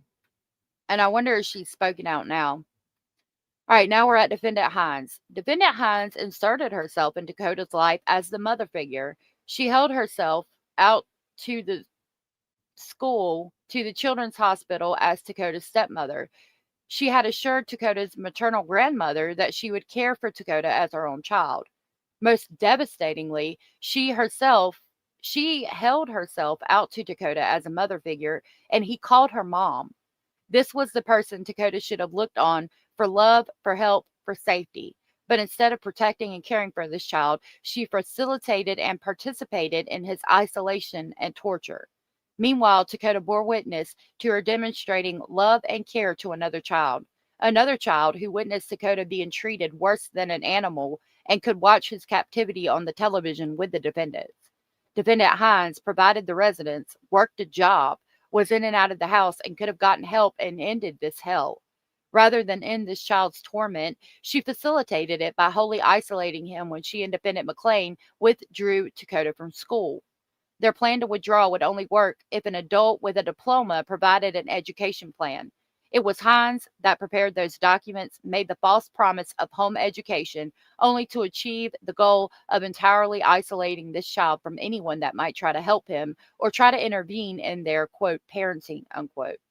Although she did plea and agree to testify very shortly before McLean pled, it was again too little too late to help Takoda. Moreover, her attitude throughout has shown no remorse for her deplorable conduct. Rather, she, like Defendant McLean, appeared to have seen nothing wrong with the horrendous torture they inflicted on this child. She, like her boyfriend McLean, justified their actions by blaming Takoda's behavior. These defendants were in lockstep in decisions that they made during Takoda's life, and in lockstep with their version of events after McLean killed Takoda. The horrific truth is, they do not appear then or now to understand the depravity with which they tortured this child.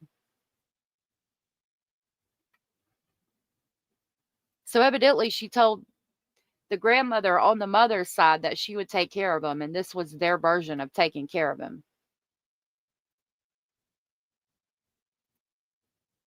Lorianne said their interrogation was tough. They didn't give a shit. It appears so. And the mother was far away, either in Philadelphia or Jersey. My computer just went crazy.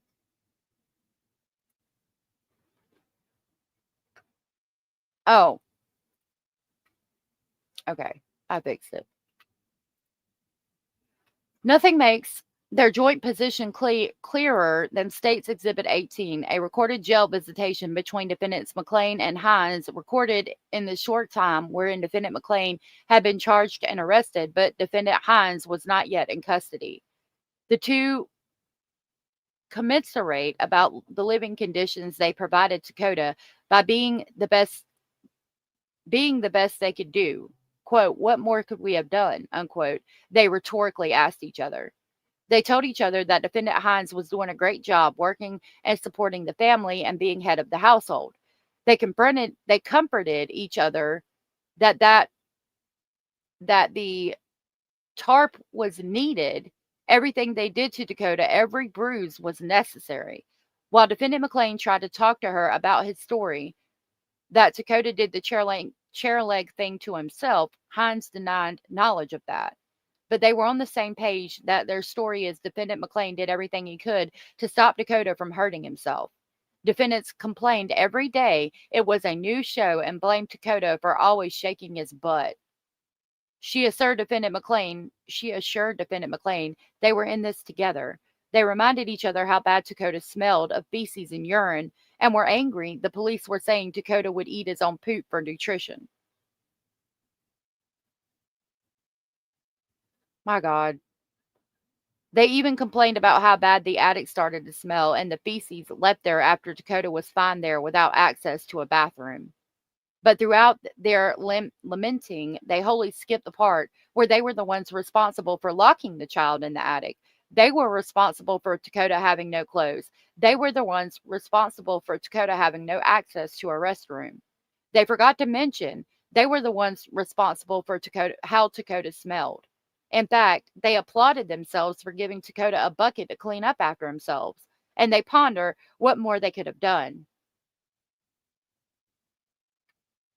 But they wholly failed to mention defendant McLean picking up Takoda's feces with a gloved hand and forcing it into Takoda's mouth and forcing the child to eat it.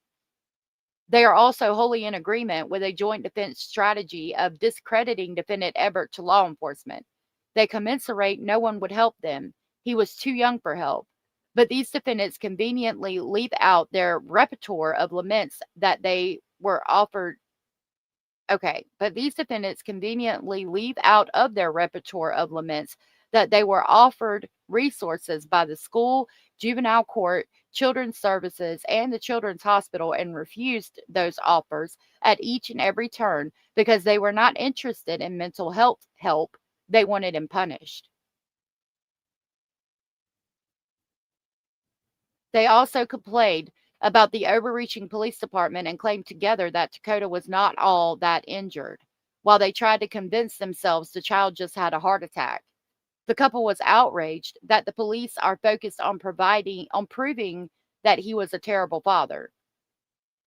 And defendant Hines assured boyfriend McLean, who force-fed the child feces and then committed his homicide, that he is a good dad and a good person. They affirmed to each other that if Takoda was here, he would speak for them. Defendant Hines so committed to freeing her unjustly accused homicidal boyfriend that she even created a GoFundMe account in Takoda's name to help defendant McLean. But rather than the homicide or even the tragic death of Takoda, what she was most focused on throughout the call and throughout the next week before her arrest is getting the 3-year-old back. In efforts to get the 3-year-old back, she appeared and testified in juvenile court requesting visitation of the 3-year-old in the week prior to her arrest. She even testified about the events surrounding Takoda's death. She admitted Takoda was not breathing and she did not call 911. She admitted to taking the 3-year-old and leaving the house without calling 911, knowing that Takoda needed medical care. And she admitted that she knew that delaying medical aid even for minutes and seconds mattered to the life of Takoda. Even still, she and boyfriend McLean were outraged that the state was suggesting she is unfit to care for the 3-year-old. Defendant Hines assured an affirmative duty care for this child when she inserted herself in the role of mother. This is not a role that can be abandoned just because you find a child you like better. She and McLean acted together as a team.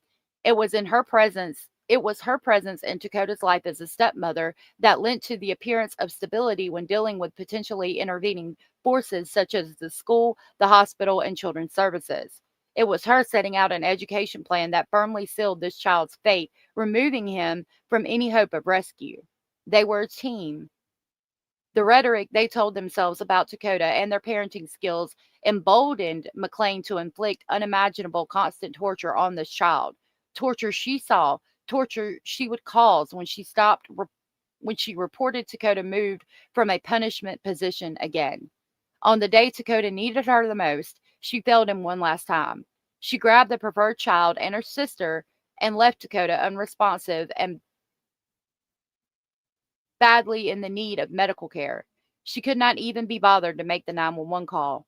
By agreement, the charges to which she pled do not merge, but more importantly, they all reflect separate horrific conduct which justifies and necessitates consecutive sentences. Count 6 of the B indictment charges for her complete failure to care for the health and safety of Takoda Collins from the time he entered Horace Mann until he launched himself out of the attic where he was confined and required surgical intervention. She assumed the role of parent and did nothing to tend to his medical needs, emotional needs, psychological needs, educational needs, any of his basic human needs. This is conduct separate apart from her other charged crimes and should be punished separately. Hold on. Gracious. Hopefully, Al McLean ends up with Brutus, the booty annihilator, and as his new cellmate. Hey, Cherish. Good to see you. Yeah, the house was disgusting. Count 4 of the original indictment charges for the cruel restraint of keeping a child confined in the attic for the year from when he launched himself out the window until the date of his death. The cruel restraint change addresses the vile conditions she kept this child in, naked, denied basic necessities, should be sentenced and charged separately and consecutive to all other charges. The horror that child faced by the extended confinement is unthinkable. Count 3 of the original indictment relates to the torture that was inflicted on this young child. Takoda was not just held captive in an attic and deprived of necessities. His existence was far more unbelievably horrific. He was forced to stand in what must have been unbearable punishment poses for 24 hours a day every day of his life. The punishment for moving was to be beaten, strangled, stood on, drowned, doused with hot sauce, or at least on one occasion, forcibly RAPED. This is wholly separate from the trauma and harm inflicted by the other counts.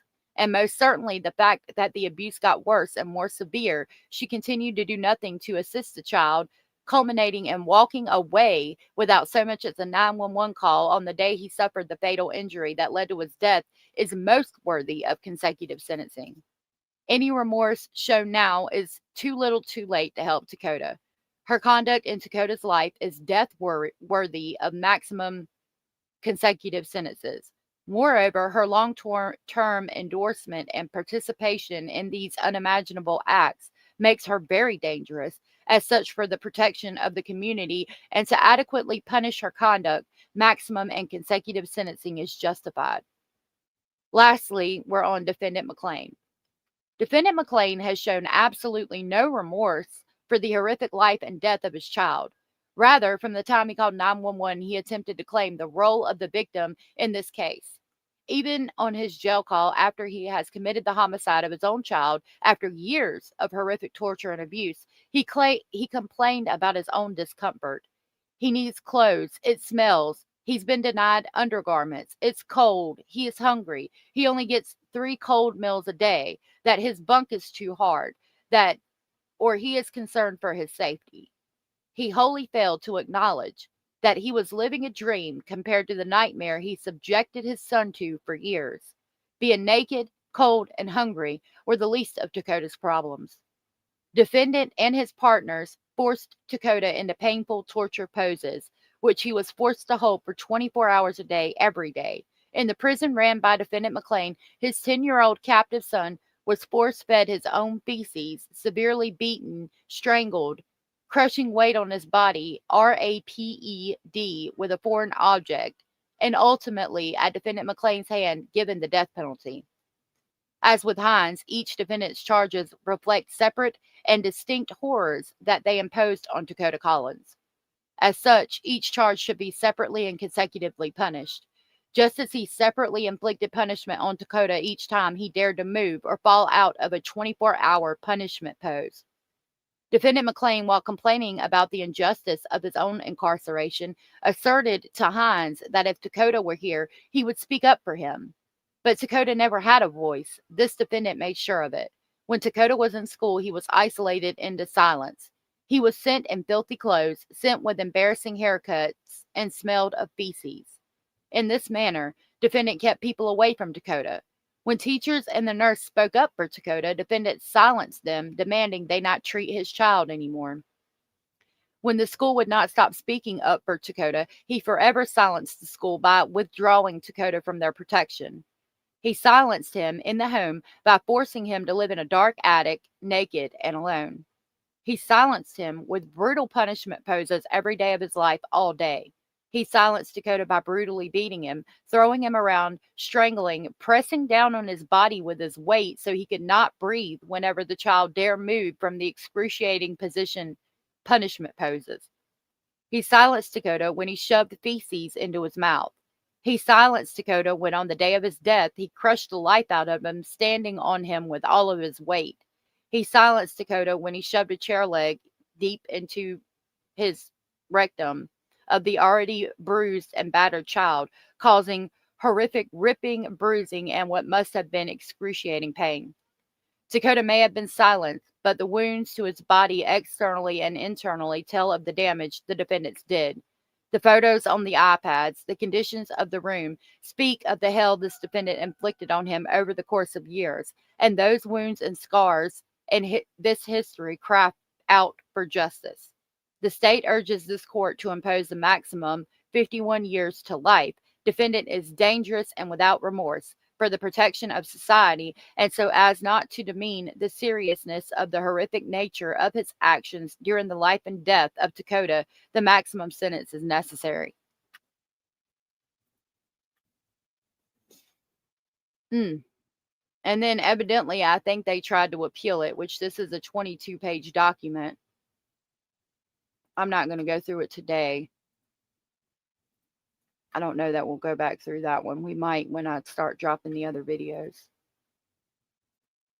Let me check these. Yeah, I think we're going to do the documents for the 13 children. We might review that or see if anything else has come out and do those tomorrow because I do need to go. But I know that Keo went over them. Let me grab her channel link real quick and drop it into chat. So if you guys want to see them, they are there. I did put them on my Patreon, but I do believe she went over everything because I got them from her. So I'm going to grab her link real quick. And we'll continue going over those documents tomorrow. I hate that they're on the thumbnail, but I reckon it'll be okay. Tom said, I was infuriated watching the interrogation of Al. He is a subhuman monster. His victim blaming was off the chart. That's what pisses me off. Like, he always seems to be the victim. They might not have the death penalty in the state. I think it's Ohio, and I think they don't have... Ow, my leg. I think they don't have the death penalty there. Yeah, Lori, thank you for being strong enough to listen. It's a hard one. I'm still debating. They wrote me back and said I needed to send my request to a different police department. So I don't know if I'm going to pull that one or not. I don't know if I can handle it. Like, I thought Victoria Martin's was going to be the worst case that I ever covered. One of them. And Takoda Collins is just, my God. And then to hear that he said it's just what his stepfather did to him. Well, number one, you had the choice not to do that. You evidently knew not to do that because the 3-year-old wasn't harmed in that way. And number two, if he'd have done these same things that you did to Takoda, he would have been dead. He would have never made it alive. So I don't believe it. Fidel Lopez, I'll write it down. A society that doesn't protect its children is doomed, said Tom. Fidelopez. Okay, I'll check it out. All right, y'all, I'm going to go for the day. We will be back tomorrow. Actually, tomorrow we've got Jake and Rebecca Haro are due in court, and I believe Austin Drummond is as well. I do believe, I'll double check, you'll see it on the thumbnail, but I do want to go over both of those with you guys. So we will, as long as they're, I think that's what we'll be talking about tomorrow. I'm going to double check, but I'm pretty sure that those are happening tomorrow. Interrogation Files, I love that show. We do have the best family over here. And with that, yes, good night, beautiful. I will talk to you later. I will see y'all tomorrow. If nobody's told you, you are enough, you are important, you are special, and you are very much loved. Thank y'all for hanging out with me. Thank you for the support. Thank you for always being here to speculate with me. I cannot express to you guys how much I appreciate it, because without you guys, I would be just talking to myself. So thank you for that. Thank you for the support, and thank you for being here. I love you all, and I'll see y'all tomorrow. Bye.